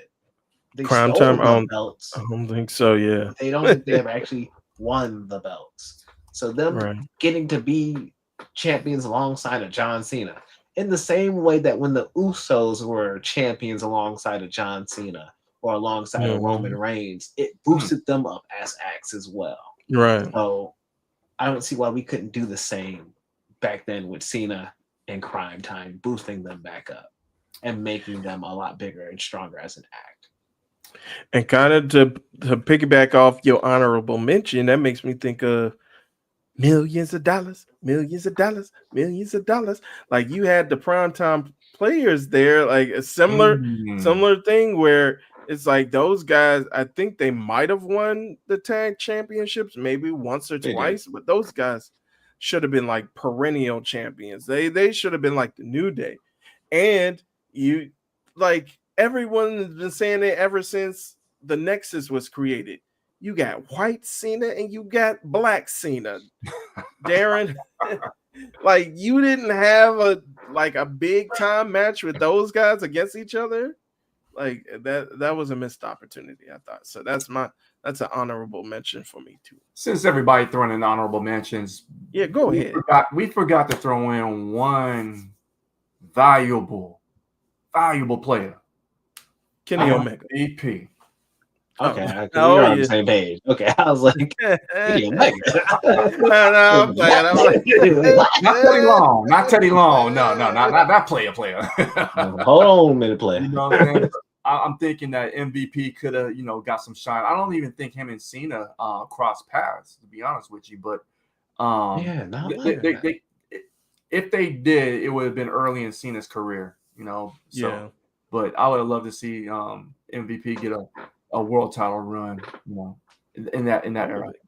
All right, so we're gonna move on to being futuristic and thinking about our one new babyface, Cody Rhodes. And I only skip over Roman because though Roman wasn't putting people over, during Roman's time as a top star, we had Big E, we had Kofi Mania, we had Bobby Lashley having multiple title reigns, even winning at a WrestleMania and defending at a WrestleMania. So like we've had some pillars during that moment. So it's, and though Roman might not have been affecting or really promoting or boosting or being on the back, laying on the back for those, it was still during his time period. So we just gonna boost him up with that. So POC putting it down. Hey.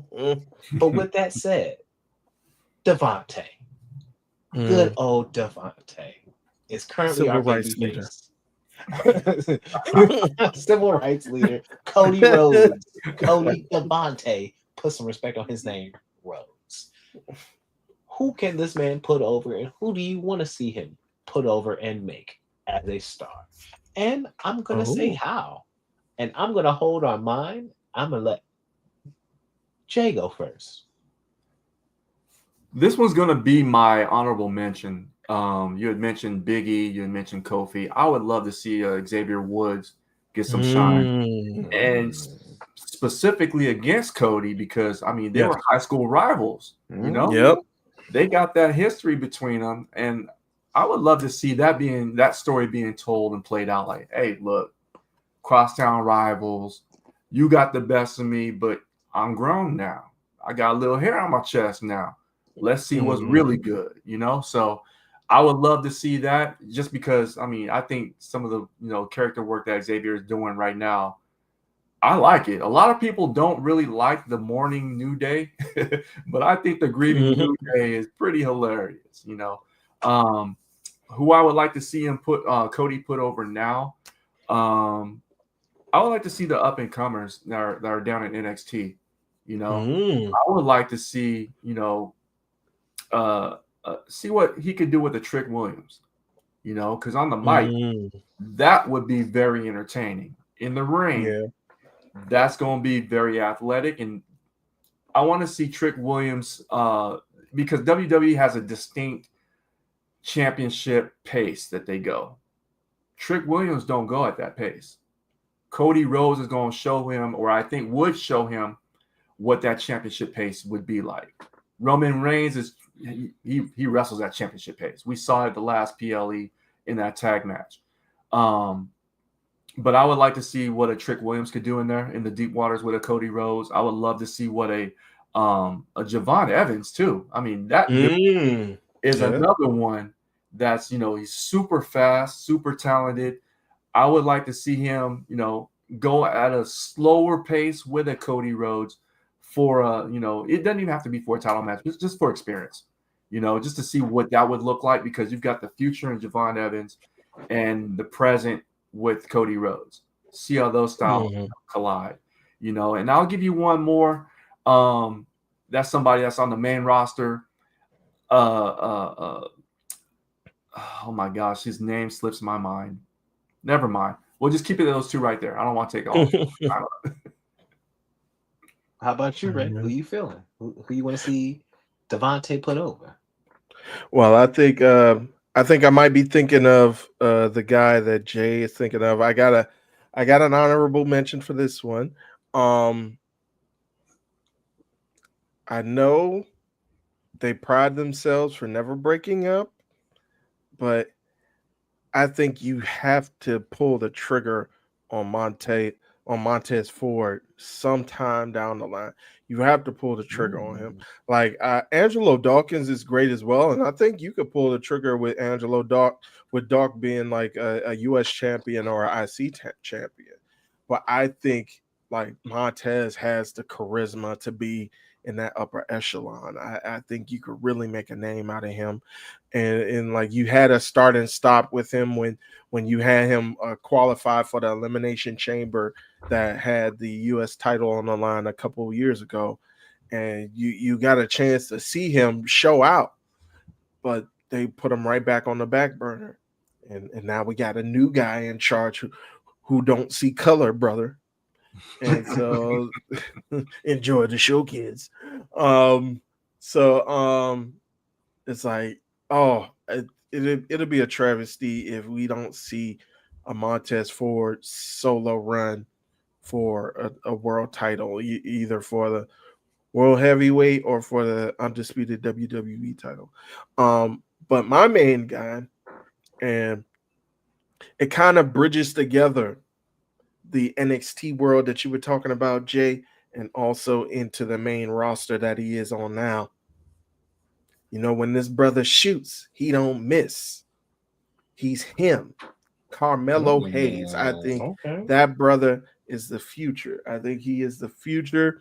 I don't care what stature he is in. He is money. I don't care how. I don't care how. Like you don't have. A $100 bill could be a $1 bill. It don't have to be big, like all ones to be big. Like you can have a $100 bill that still be worth a lot. And I think that brother is worth a lot in talent. I think he's worth a lot of charisma. I don't care what you say about his size. This brother can go. Like the stuff that he's been doing with Andrade was just awesome.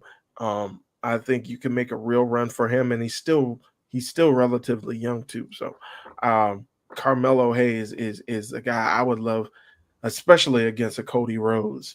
Like you were saying with Javon Evans, Jay, like kind of slow it down a little bit, but still have him add in a bit of the speed and a bit of that athleticism to kind of throw Cody for a loop and kind of have Cody thinking about how can I slow this guy down. I love both of those picks. I love those honorable mentions because one of my honorable mentions for sure is Javon Evans for the sheer fact that it's the battle of the cutters. And I want to see that. I know you all can create a midair spot with some type of collision where one of you can actually get the cutter off where you're both going for it. And I could easily see that being one of the best cutters we ever get from those two. So I want to see that for sure. But mine, it's easy. It's simple. We are just starting with one man only. And we are talking about the ruler, Oba Femi. And how I want to see Oba do it. You already have seen the format with one Mr. Brody Lee. I want to see Cody go out just like he did with Brody, the exact same way with Oba. And that to me, when we're talking about making somebody, I want that. And then the next rematch, go ahead, dye your hair black again if you need to, Cody. I want you to still put up a bigger fight. I want you to lose again. And maybe you get the third fight later on if we need to, and we just save the third fight for we don't run them back to back because it seems that WWE we don't always run back to back matches and rematches all the time now. So maybe we get that next Cody match and Oba some room to breathe. But after that, yeah, Cody can get his win back eventually. But let Oba establish himself as a monster force on that main roster to run through folks, including your world champion, almost in the way that an Inoki put over a Vader in Japan to make him a superstar.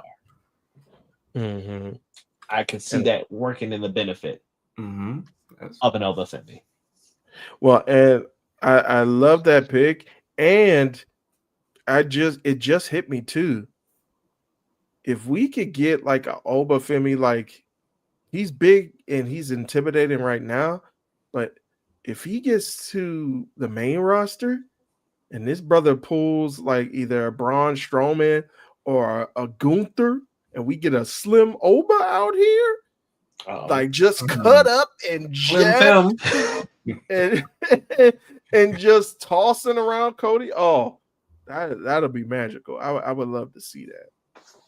All right, I ain't mad at Slim Fim coming out here, putting people down. All right, so hey, thank you for indulging me with that question. It was something that's I've been thinking about some different questions when it comes to pro wrestling, and especially with the passing of Hulk Hogan. People were talking about, oh, who has he made? I was like, well, who has he made that's African American? Who's not traditional that he's made? And so then I started thinking about other stars. So that sent me down my own rabbit hole. So thanks for going down the rabbit hole with me. But with that said, we're gonna take a quick bathroom break and say, what are your thoughts about Unreal? To me, to give my real quick thoughts, I'm gonna say, hey, it was a great little documentary, some smooth, cool camera angles and camera shots, especially how they did some of the match transitions when they went to show you a whole match in a couple of minutes, and it was just boom, spot to spot to spot. That was some amazing work. I also love the fact that it was on Netflix. But my question to you all is, how did you like it? Do you want to see them continue to do this? Because I could say yes. There's some things I would love to tweak about it. Maybe just keep it chronological, because I saw them jumping around in some of the documentaries and some episodes. They're time skipping every so often. But what are some subjects that you'd like them to cover if they're going to keep doing this, wrestling wise or wrestler wise? Is there a time of year that you want to see them cover? If they were going to do a tournament, would you like them to cover a King of Ring or something and document that as well behind the scenes of how they book that?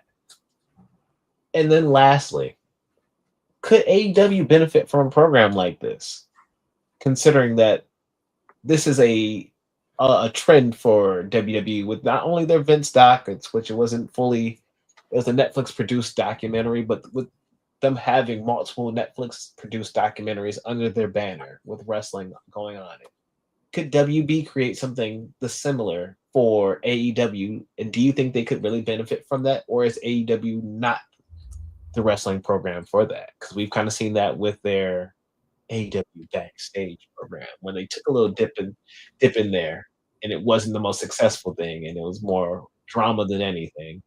Do you think maybe a retooling of that could work for them, or just keep that to WWE and we'll keep doing our pro wrestling over here? Jay, what are you thinking?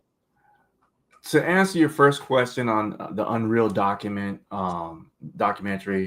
I watched the entire series. I'm glad it was on Netflix. I'm glad I could just like binge watch it. And it was, to what you were saying, the transitions of what the matches were going, the camera angles. I mean, yes, some of the things that they were over explaining, like the gorilla position. Okay, for someone who's not into this, world of professional wrestling, yeah, it was a little over explained, but I get it. I enjoyed it. I don't think they're pulling the curtain back too far. I like seeing giving some of the characters that we see on television another layer. Like, I'll give an example. When they were talking about, Charlotte coming back from injury, we already knew that, her and, Tiffany Stratton had this, that promo that just went off the rails and went out of bounds quickly. We knew that we knew that happened, but to humanize Charlotte and just give us another layer of who she is as a person, as Ashley, and some of the, her thoughts of not being able to perform as Charlotte Flair as she had done before. I like that. I like hearing more about, Chelsea Green's story in getting the U.S. title run and explaining exactly what that meant to her, not being on these different cards. I like that. I like seeing that. So do I want to see more of that only from, WWE's perspective? Yes. I would like to see, if AEW was to do something completely different. I mean, you could tell that Unreal is one of those Peyton Manning productions, because you can it has that real feel to it, like they did with the quarterback, or with the starting five, and with Netflix being in that production house. So I like that it's not a WWE or your traditional WWE production. You're getting other people with their outside influences telling those stories. So yes, I do love that. If AEW were to do something different, I wouldn't be mad at it.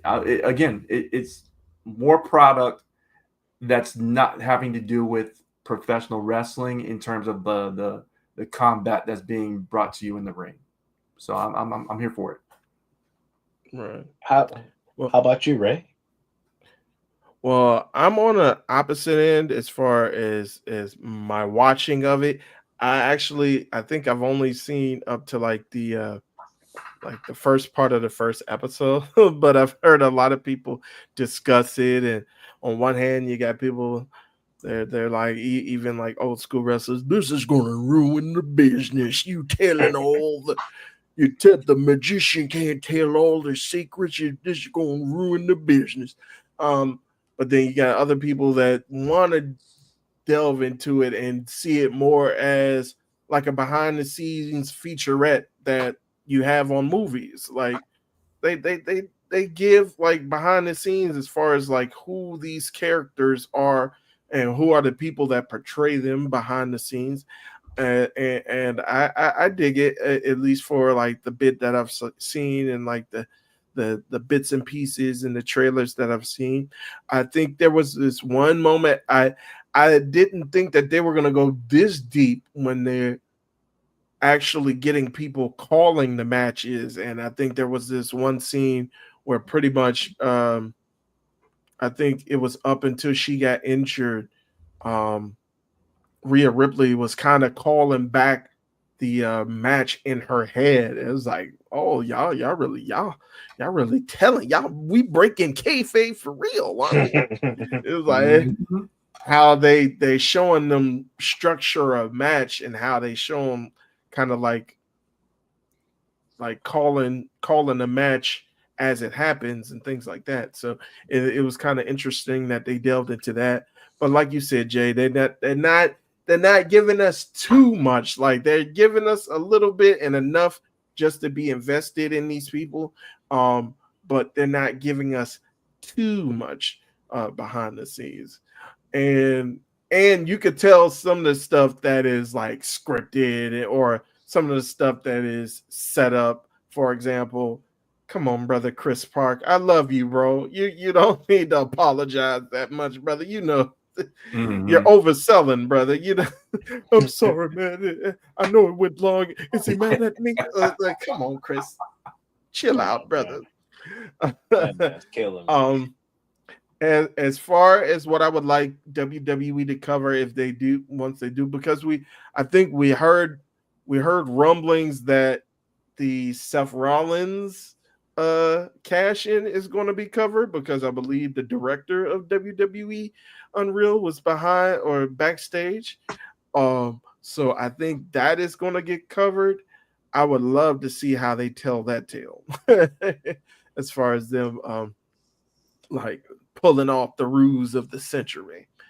As far as things that haven't been either announced or speculated upon, I would really like to see.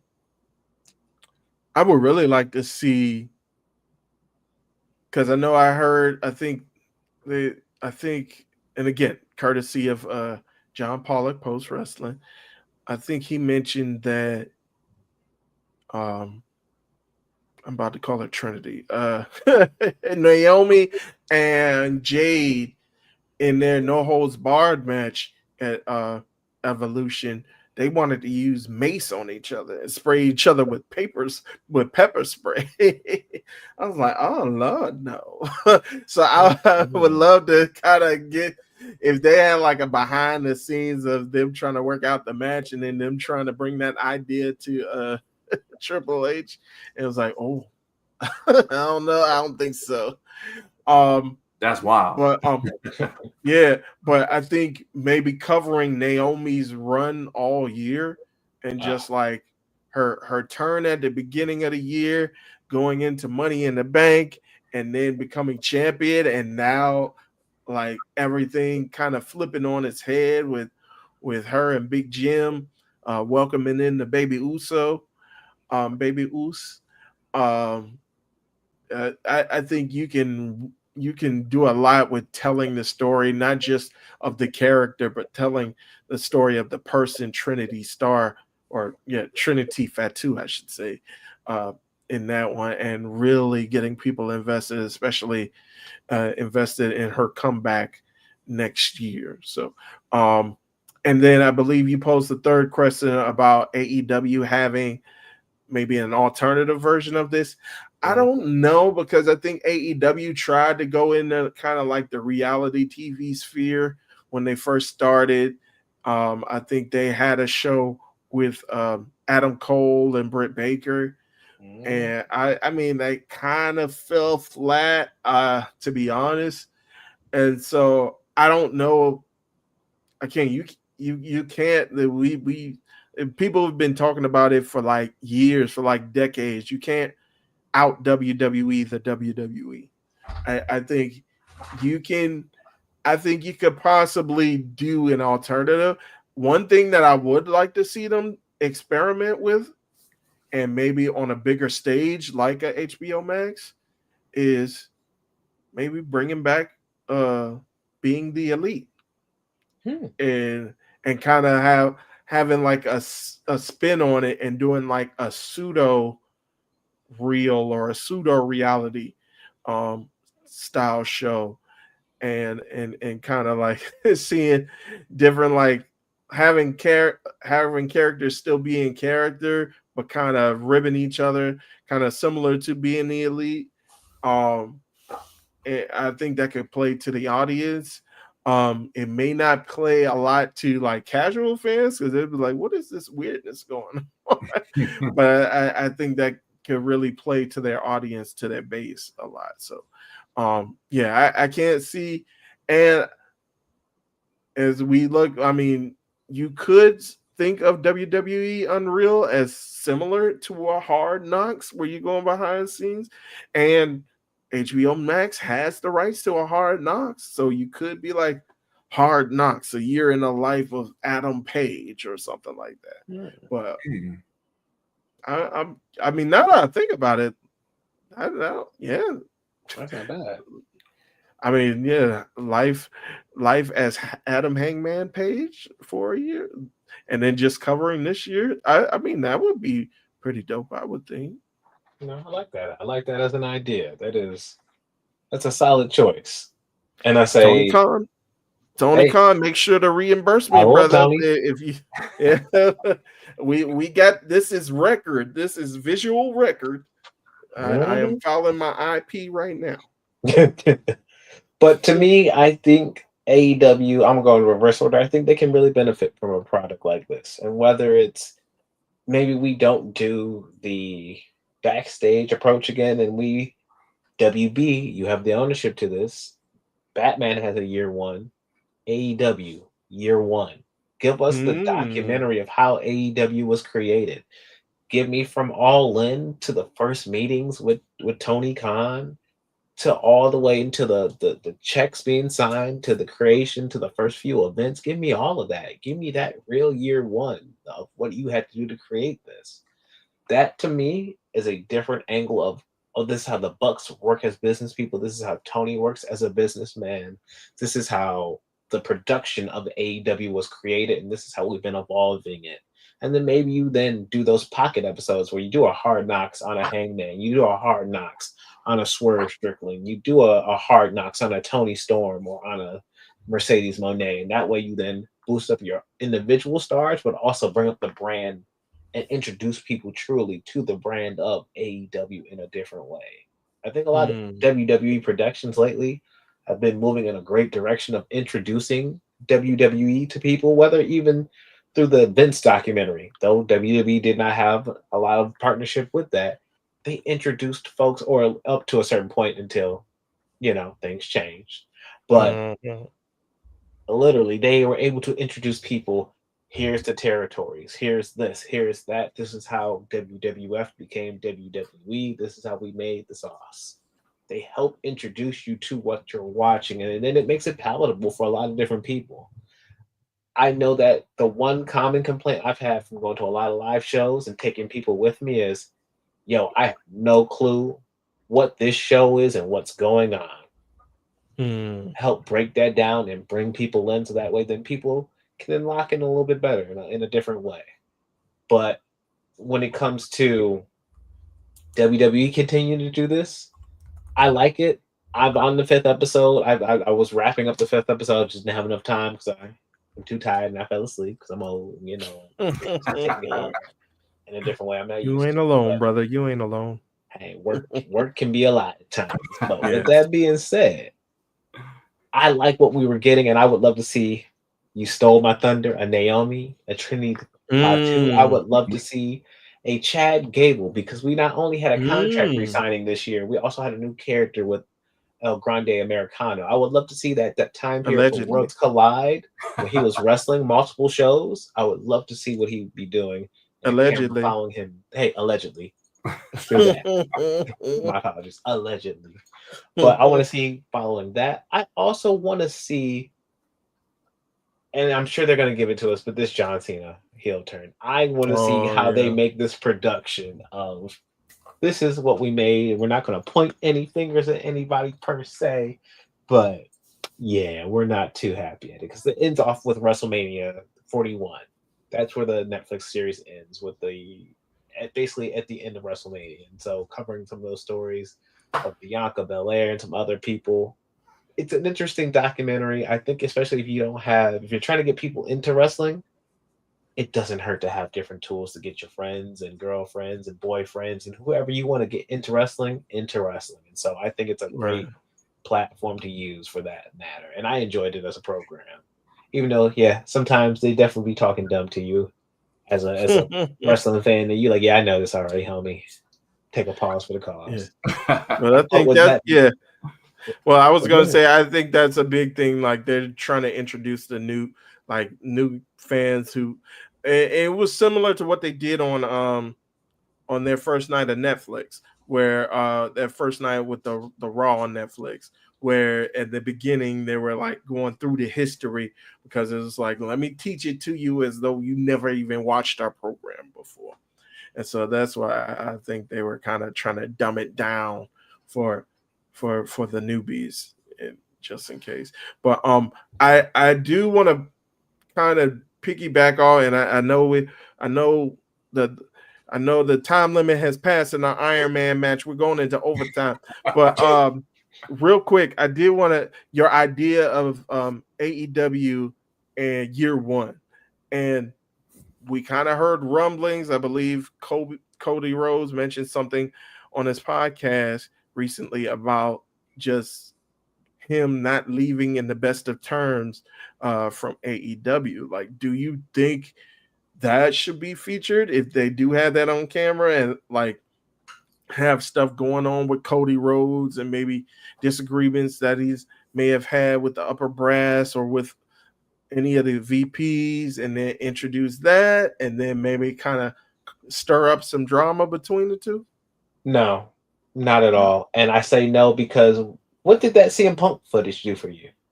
Did it really bring anybody in? Yeah, you popped a number, and then the following weeks after that number fell and fell and fell because people did not.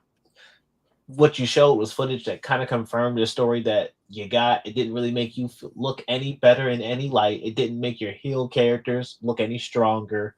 And at the end of the day, Cody is a star that, yeah, you might not think he could go back to AEW. Nothing is impossible. And so you always want to leave that door open to bring one of your top stars back, even if it's having a working relationship for a documentary, if possible. I don't think he would. I don't think WWE would let him. But they let him speak about it, so it's not too impossible. He could add, hey, can I do a part of this documentary real quick? Like, hey, I'll even go with the WWE belt with me. Like, yeah, like if they let him do that, who's to say, like, if it's all on the positive and on the up and up?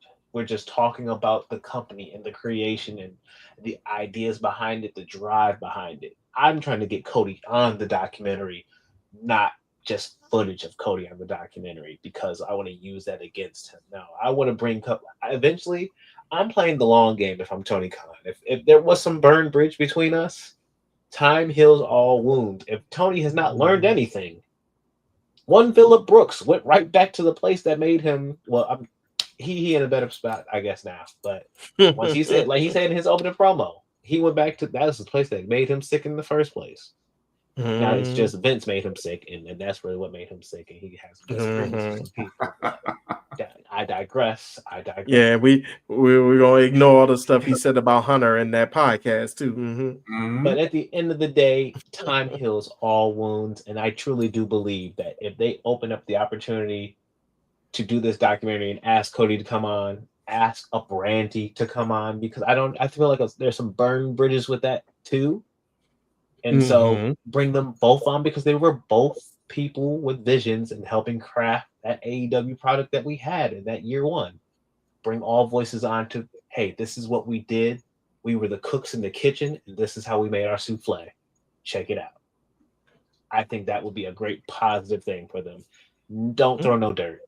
At this point, if we're turning the cheek and we're not gonna fight back with these PLEs and all that, we don't need to be doing no dirty nonsense like that as well. I think when we throw dirt and when we try to dig somebody else's grave, we get dirty in the same process of trying to dig that grave. And so why do that when you are now starting to shine and grow so much more from your company because of your product and the work you're putting in? Let your work shine and let everything else just drown out by the work. So nah, don't sling any mud. But Jay, how you feeling about it? I agree. I mean, we're not going to bring up the Nightmare Collective. We're not going to go that far. We're not going to do that. We want to keep everything positive. We want to make sure that, to what you're saying, just, you want to have those relationships. And again, I said it earlier, all these wrestlers are friends across these different companies. So I think if they're going to go ahead, if they were to go ahead and do that, I think they're going to go ahead and keep those relationships intact and keep it professional. I mean, if they're going to do something for the fans, do it for the fans, just there's no reason to throw shade at one company to another company. So I that's where I sit on this whole thing. And Ray, any final points? No. I think WWE Unreal. I think it's a decent show. I think it shows a bit behind the scenes, but it doesn't pull the curtain back too much. And I think you can tell a lot of different stories with this format that you can't necessarily tell in the body of your traditional programming on Raw or SmackDown. So. I like that. I like that. We'll see if we get the Brock Lesnar story too on there. Ooh. That being said, y'all smell that? Smell like the main event, and it smell like there's a clash happening in Paris. And so with that, we're gonna do some quick predictions, and we're gonna get up on out of here, folks. After we talk about the big 3 of the month, or whatever that may be labeled this month. But stay with tuned. that being said, we're gonna go quick predictions. I'm gonna go matched. We'll go around the horn. We're gonna say who winning, who losing. Sound good? Yep. All right. John Cena versus Logan Paul. I got that up on first on docket. Who is winning and who is losing? Jay, you first. John Cena wins. That's it. Okay. Okay. All right, Ray, how about you? Same. Cena wins, building them up for the Lesnar match for WrestlePalooza, coming live exclusively on ESPN. I was gonna say Cena lose, but this is gonna be Cena's best match he's gonna have in a nice hot minute, because there's a story that Cena can't buy a win, and he still has not got an honest, earnest win as like without any help or any cheating or anything. So to just get that in Paris, okay, cool. But I'm sure it's going to be through a great match. And Logan Paul has begged and cried and pleaded for this match. I wish I got this at WrestleMania 39 instead of that Austin Theory match. But hey, let's rock and let's roll. John Cena for the win. We are now moving on to the fatal 4-way for the World Heavyweight Championship. We got 4 letters, 1 word, G. Jey Uso. We got, let me talk to you, Mr. LA Knight. We got voice of the voiceless, Mr. Phillip Brooks himself, Chick Magnet, Cookie Monster, Punk, Company man, Company Man, Punk, corporate made, and then we got Mr. Rollins himself, the champion. Who walking out with the belt? Does Rollins defend it? Ray, we going to you. All right, I'm going with the visionary, the revolutionary, the liar. Okay, and let's add a little stack on it. Who he pinning? Ooh. Well, I don't know. I think we're gonna have to go with our brother Lacey's namesake. I think brother Jay. Sorry, brother. You eating the pin on this. I mean, well, I could see either Jay or I could see LA Knight. I could see Punk getting in a scuffle with LA Knight. Punk probably hitting the GTS on LA Knight, and then Seth Rollins kind of sneaking in there, being sniveling and conniving, kind of throwing Punk out the ring and then getting the pin that way. Okay. Jay, how about you, man? I can see something very similar to what Ray just said happen, where someone hits a finisher on somebody, only to have their finisher interrupted by a stomp, and Rollins, taking the win that way. I just don't know which 2 of the cast of characters it could be. Whether it's like Ray was saying with Punk, getting a go to sleep to either Jay or LA Knight. Yeah. But I think something like that's going to happen where, I honestly think CM Punk is going to eat the pin, and it's going to happen by, Seth Rollins. Okay. We are all over the place because to me, We are all aligned on the who's winning this. It's Seth Rollins for me, but nah. No yeet. Them shoulders going to the mat, Jay. And I don't think it's. I wish it was going to be as exciting as Backlash 2007 when they had that unfatal 4-way with Sean at the end. There's an RKO, there's a spear, there's an AA, and then I don't know where there's a sweet chin music and John falls back and gets the pin. Could be exciting like that, but nah, I don't think so. I think the Bronze is gonna come on in there. They're gonna just terrorize everybody, and then Seth's gonna get that stump right on Jay, because it's gonna become a 1v1 match. Yeah, fatal 4-way is no DQ. So, hey, and then if Roman comes out to mess around, now we got even bigger distractions, and so everybody else will be distracted. The is in effect. Just because they fight earlier in the night, just because we're gonna get to that later on, don't mean that they can't come back out. We got Power Raid in the back. We're gonna come out. We're gonna be ready. No, they got Prime. Oh, excuse me. Oh, yes. yeah. They got that Prime drink, you know. Prime hydration station. Get ready after that. So. But okay, we going on to the good old fashioned. You know what? Nah, we gonna skip that since I see the Shula Fala in effect. We're gonna already jump the card. We are jumping it. I feel like I'm being stolen away by Bronson Reed versus Roman Reigns. Jay, who you got? Does the Shula Fala stay with Bronson, or does Roman get his shoes back? What'd it be? Nah, the Shula Fala is gonna stay with the Shula Fala. It's gonna stay with Bronson. Okay. He gonna win by DQ. He gonna win by DQ. I think he's gonna win by DQ. I would love to see that simply because you need to make another player. You need to make the vision. I think that's what they call it, right? The vision. Yep. Yeah. You need to make. You know, there can't be any weak links right now. There can't be any dissension, no cracks, no flaws, no nothing in there. And I think that he's gonna have to tsunami. He's gonna tsunami and take another pair of shoes. We're gonna have some more J's around the neck, so that's what I'm thinking. That's what I'm hoping for. All right. Tribal Thief with the W. How about you, Ray? We got the Tribal Thief getting a 1 point. Are we gonna be around the horn with the Tribal Thief on this one? Well, I think I'm leaning that way because at first I was leaning with Roman since we already had the Tribal Thief. He ate a pin at SummerSlam against Jay, so I'm like, well, there ain't no way. If Jay could beat him, then it ain't no. And no offense to Jay, but respectfully, if Jay could beat him, yeah, of course Roman could beat him. But I think some shenanigans are going to be afoot, especially with the Wise Man, aka the Oracle, wandering and waddling around. So, and I think that we don't get the true climax to the Vision and to all of these other characters surrounding the Vision until Survivor Series War Games. So in that, to lead up to that, I think you got to add one more pair to the Shula Fala. Okay. All right.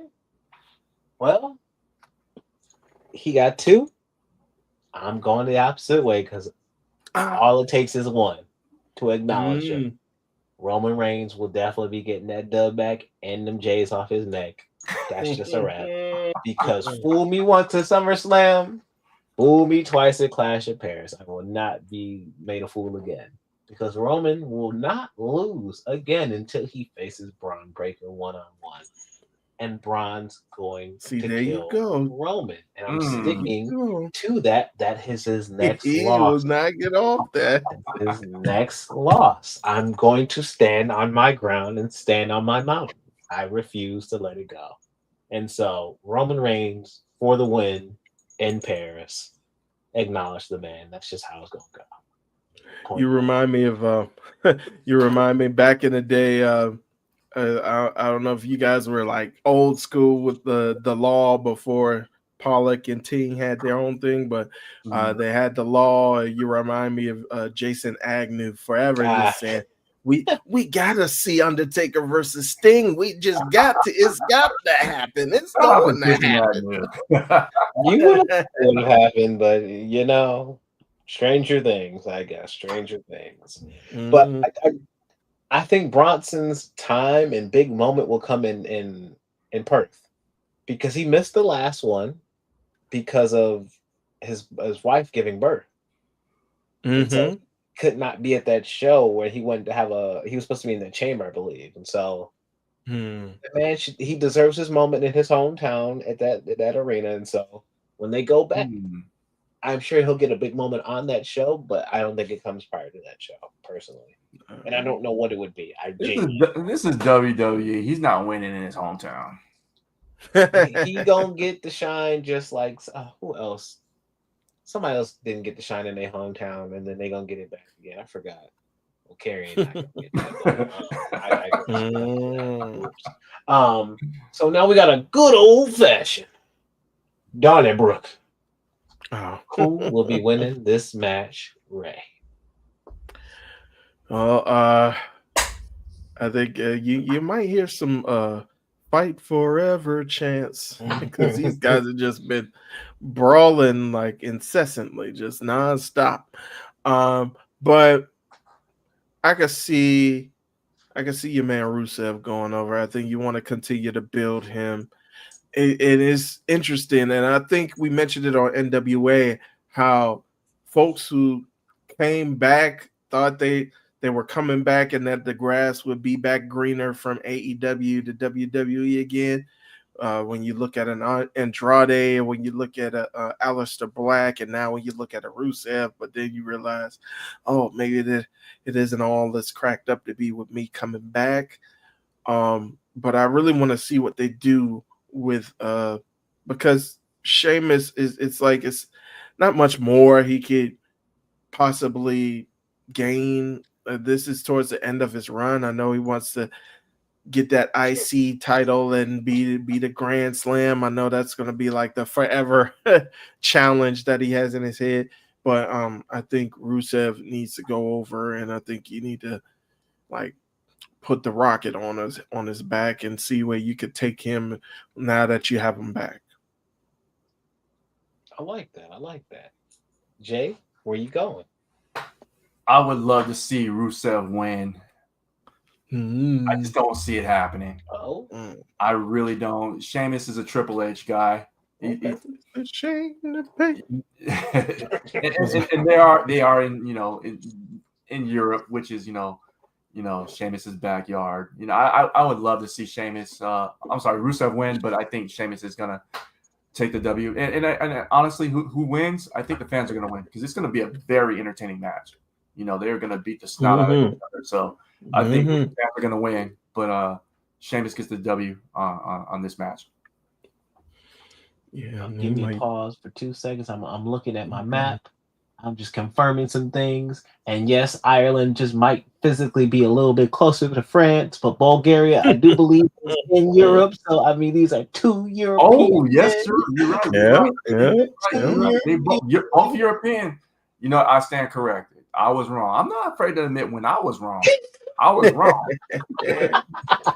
But I'm not wrong about this match. Sheamus is winning. Yeah. Oh, okay. You say no matter what, Ireland's closer, so yeah, he gonna win. Well, because Ireland is closer, that means he gonna lose. He's closer to his hometown. So, close to home. The redeemer for the win. I'm going with Rusev. Bet it. And so my last thing is, and my last match, because it's not official, but we don't know who is going to be taking over that vacant world championship for the women's division. Does Stephanie McIntyre face anybody at Clash in Paris since she has that built-in title shot from Evolution? And if so, who is it? Is it just as simple as EO? Or is it somebody else? Who do you all have? Jay, hitting you up first. It's never a simple one-on-one when they vacate the title. It's got to be at least a triple threat match.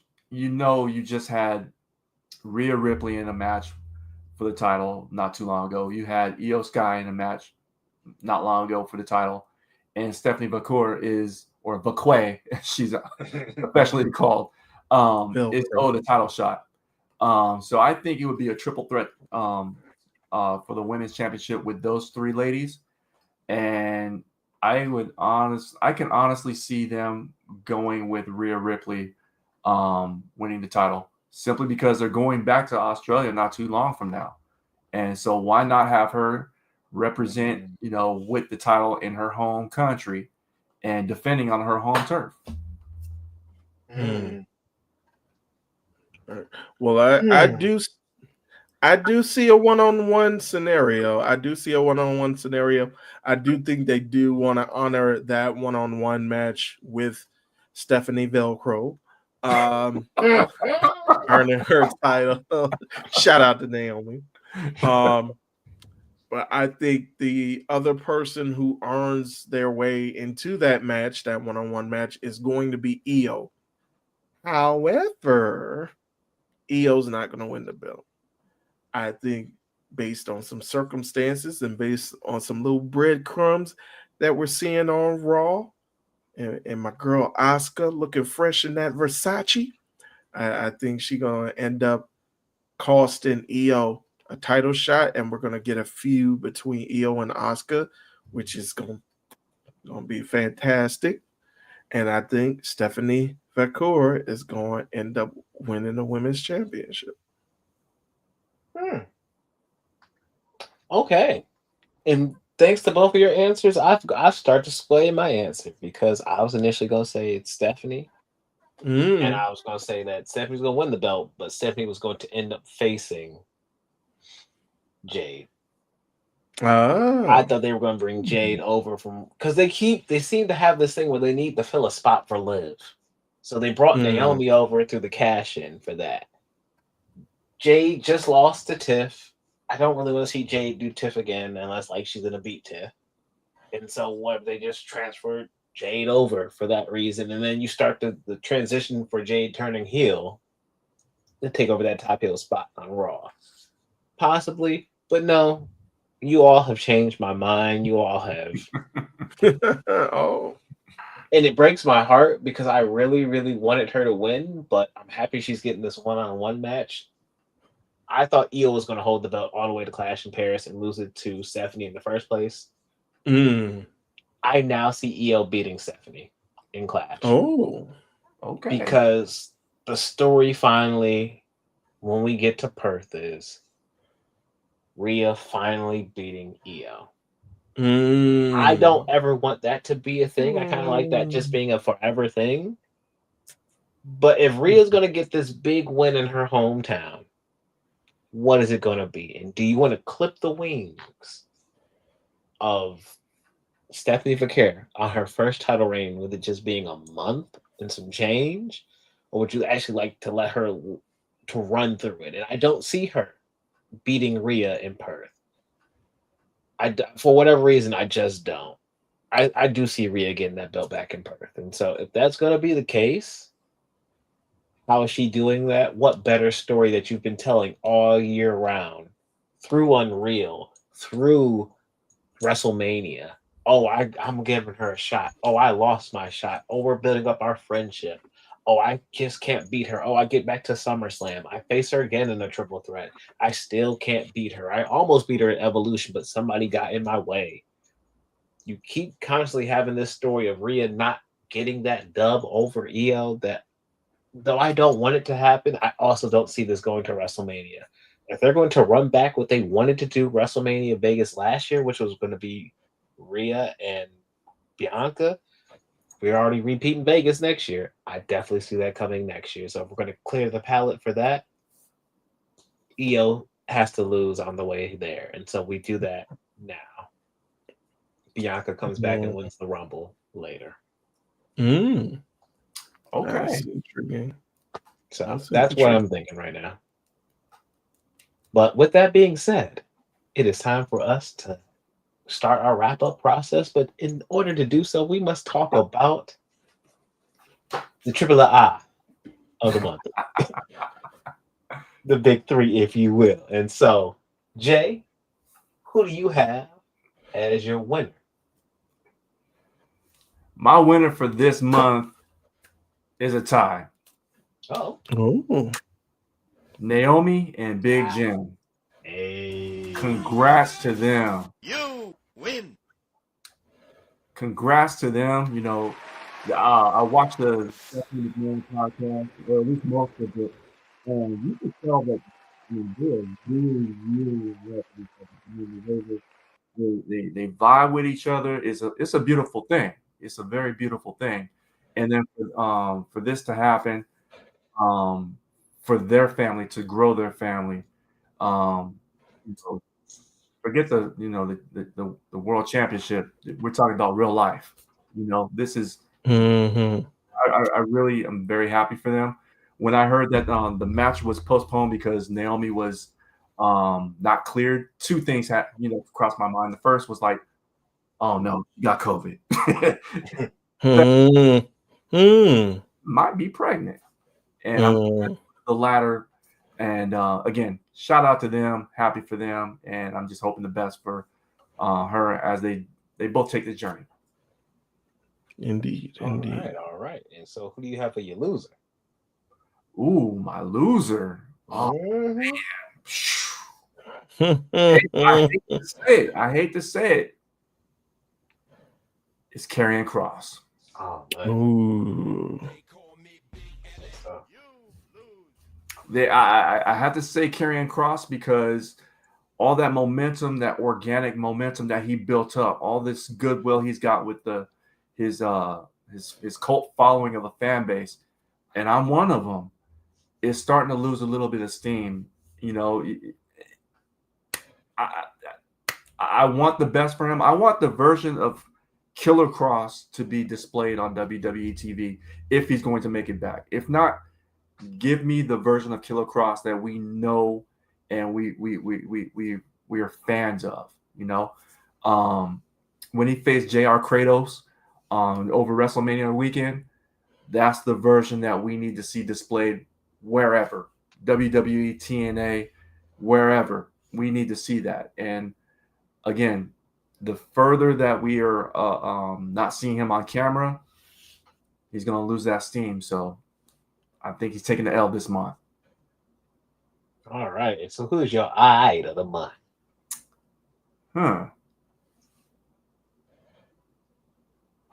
Man, that's a good one. I haven't really thought too much of the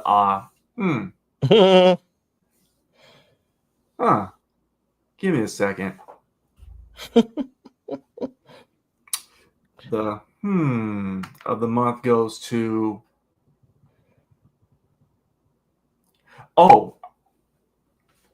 it's gonna go to Triple-Ahh. It has to go to Triple-Ahh for one reason, and I should have had this as my loser as I'm thinking about it now. So let me flip flop this. Karrion Kross, I didn't mean to be so harsh on you. I'm gonna give you my, but now it's gonna go to Triple-Ahh and all the brass at WWE. Because why are you gonna throw your Brock and hide your hand? You brought him back. You brought him back in the PLE, and then all of a sudden you're just gonna cancel the press conference. So you're not gonna face the music because you knew that this was gonna be one of those situations that's gonna cause a little bit of controversy. So you're not gonna trot him out there. Or you're not gonna field any questions about that. So hey. You brought him back. Let's talk about it. Let's understand why you brought him back. Why you think this is going to move the needle in terms of ticket sales, in terms of eyeballs on the product. Let's talk about it. But you don't want to. So that's my loser.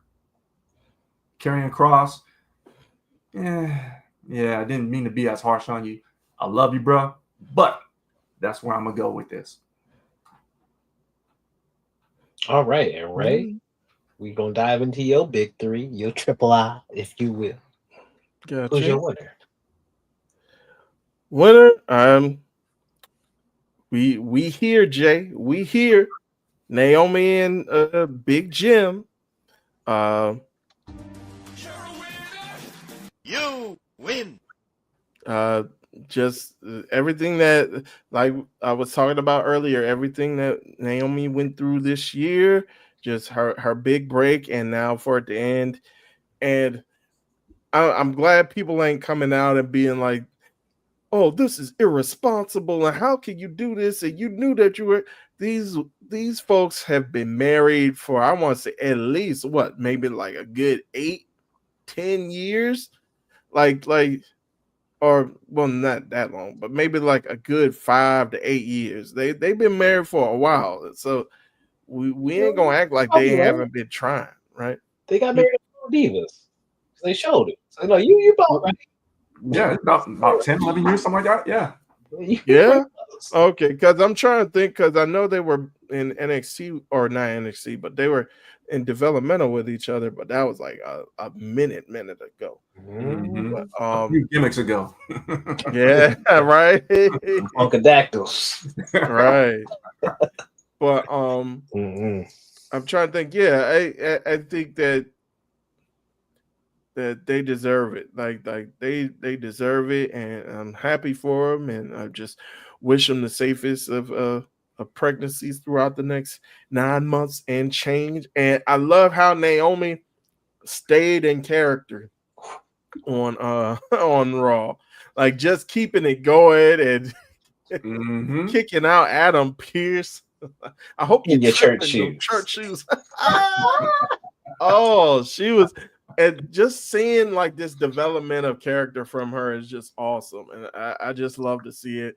Even when she has to make this huge announcement, she's still playing around, talking about the Netflix and chill, like, but she's still showing her character. And then like behind the scenes, I think Byron Saxton had like a little clip on his X account where she gave him a bunch of ties, and they were all like the yellow and black striped in the caution tape style ties, and he was wearing. So I'm just really happy for both of them, and Big Jim.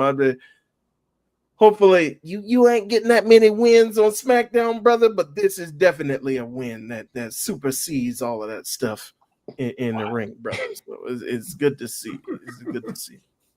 So wild.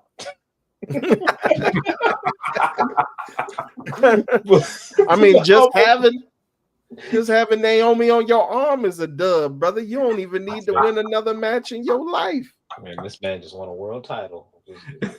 Exactly. So, with that being said, who's your loser of the month? All right. Well, loser, also on the same page, brother Jay, Triple H, WWE, TKO. Nick Khan.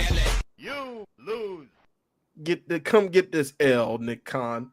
For all the same reasons that you said, Jay, and let's not forget, not only that was night 2 that they brought back Brock. Night 1 was when we initially found out that they weren't doing post conferences, and that's when this brother had to show up at the White House spitting water, and now he's a part of this health commission that's supposed to help little kids get into shape, and he over here with Trump. Like, come on, bro. Come on, bro. And we all, I don't think we got a chance to mention it on this show, but just TKO as a whole, then UFC talking about they're going to do a show on the White House lawn. I don't think that's going to work out at all. Yeah, I think that whole organization, like you as a company, as a record label, as a crew, come on down. Get this L.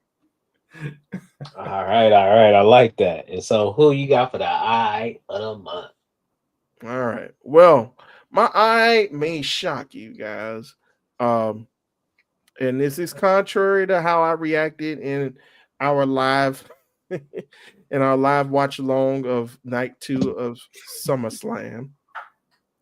But I'm going to say, and this sound clip is very, very appropriate for this. I think the eye of the month is Brock Lesnar. It's not right, but it's okay. I'm gonna make it anyway. I'm shocked. Indeed, Whitney. It ain't right at all. But it's going to have to be okay. I'm only saying this because guilty until proven innocent. The brother was not named as a defendant, even though his name was in the report. He was not named as a defendant, but it's still shady, brother. I'm still looking at you with the side eye. Like, it ain't good, it ain't bad, but I'm wondering about you, Brock. I don't think they should have brought you back at all. But now that you back, like, I ain't gonna be all happy like some people were on this program, hopping up, running out the scene, coming back like they were on an episode of Maury. I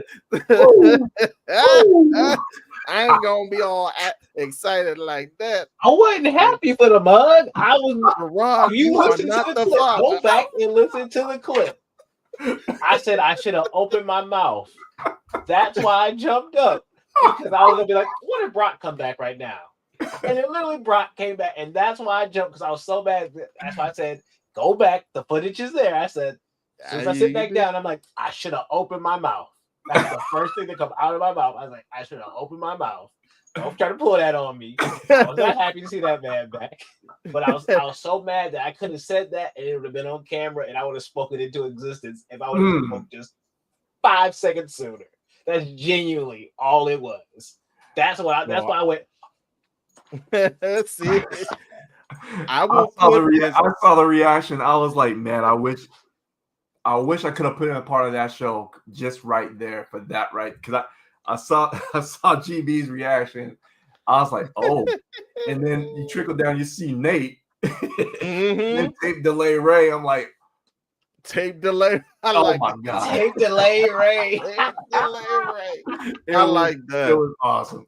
But honestly, if you look at, I posted it. I saw the optics. I was like, oh, that looks awful. I look so happy for that man coming. You back. Really did. Like, there was actually the most happy man in the world.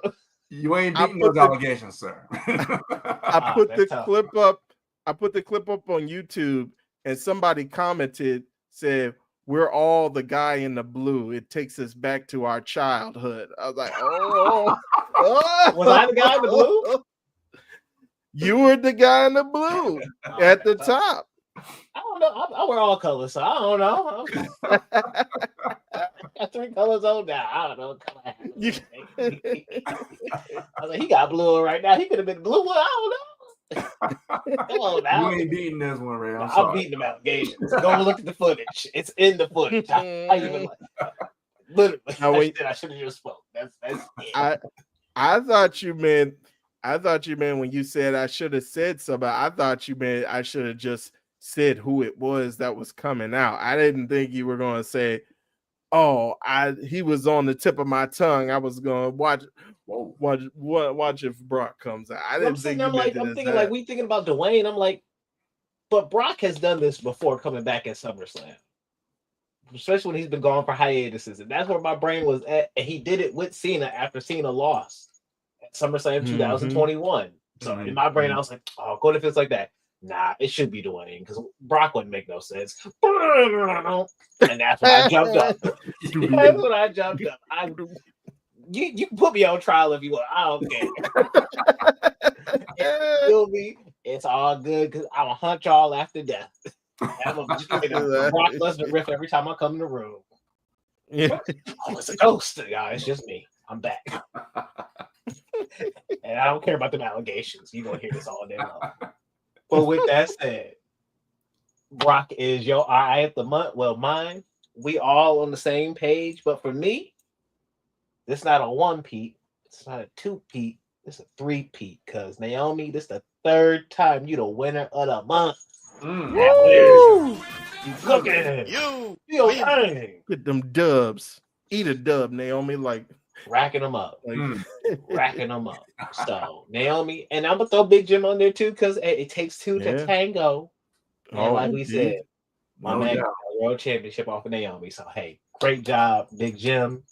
But Naomi is still a big winner, only because of the fact that though she only had that short title reign, what a great reign it was. What a great performance and character shift to me from Money in the Bank forward. She's been on fire. She's been rolling.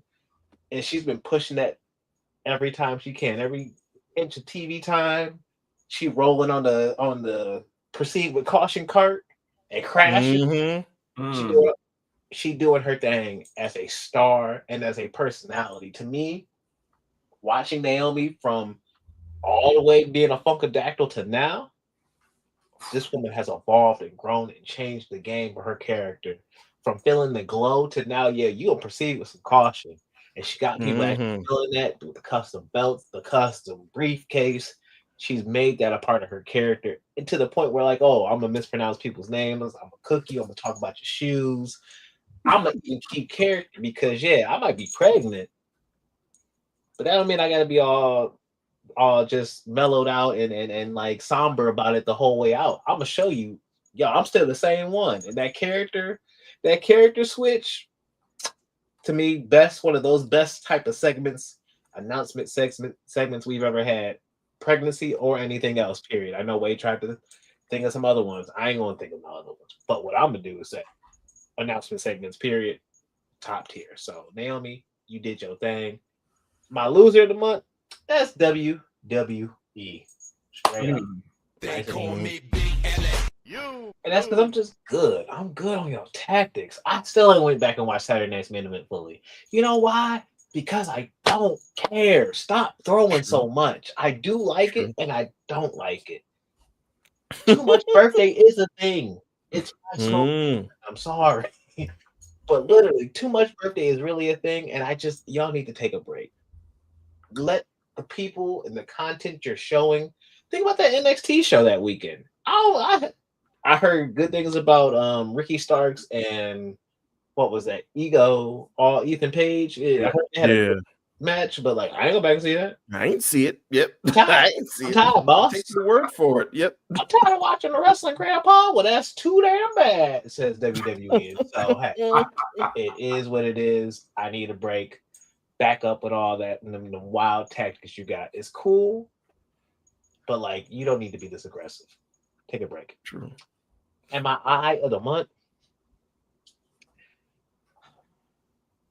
John Cena. Because you know what? That heel turn, it wasn't right. But that last match, it was okay. I give you that last match, John. You pulled out something with that one. Because that was your best match since Elimination Chamber. I was there at Mania. I wish I got my money back from that Mania match. Awful.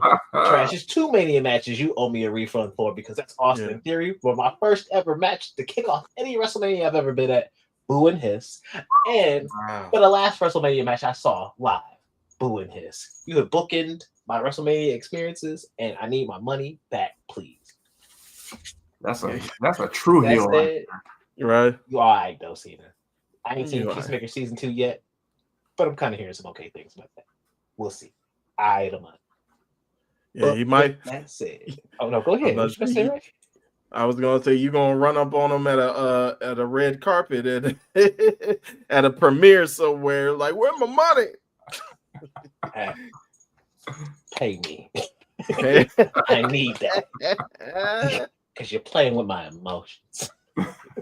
You're gonna be with the microphone. You're gonna be like, Gerard Brown, Nefarious Media. Where's my money? Start reciting dates.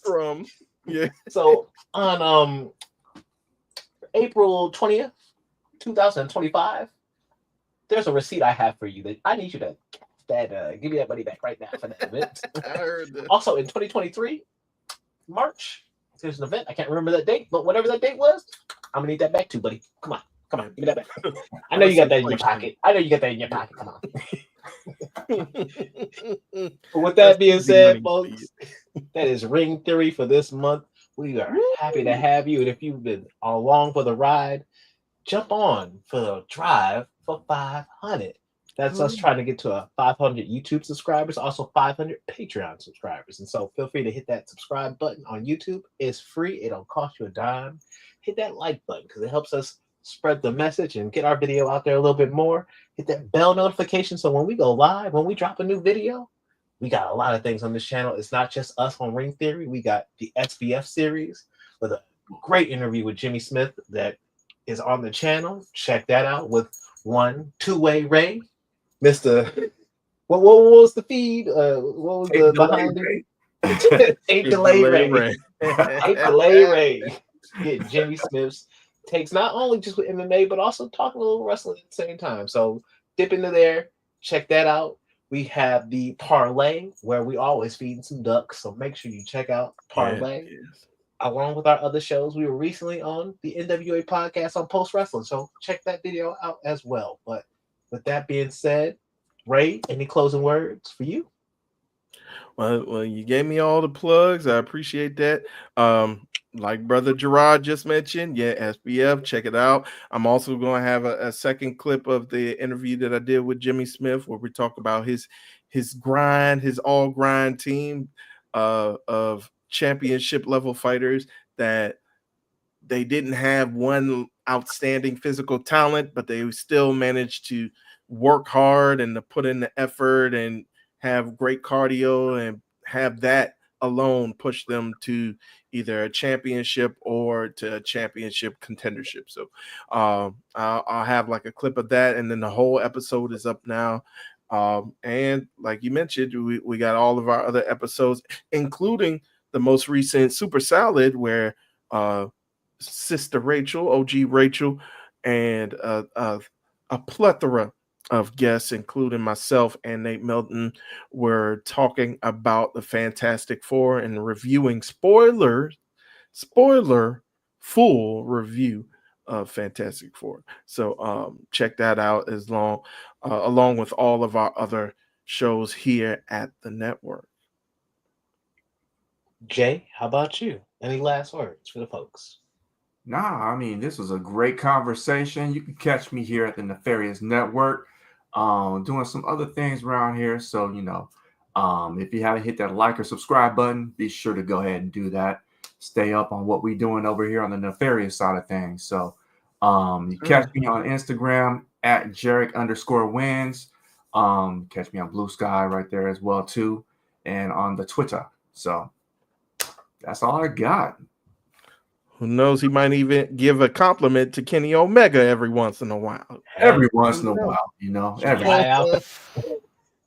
They are rare, but when they do come, they are great. Shout out. That being said, go ahead. Shout out to John Boy, who had the science fair experiment. That was the interest. Shout out to you, John Boy. But with that said, this is Ring Theory, y'all. We're happy to have y'all. Next time, make sure to bring your pen and your pencil to class, bring your pad. And hey, this is it. That's all. The bell is ringing. We got to go. Peace and chicken grease, y'all.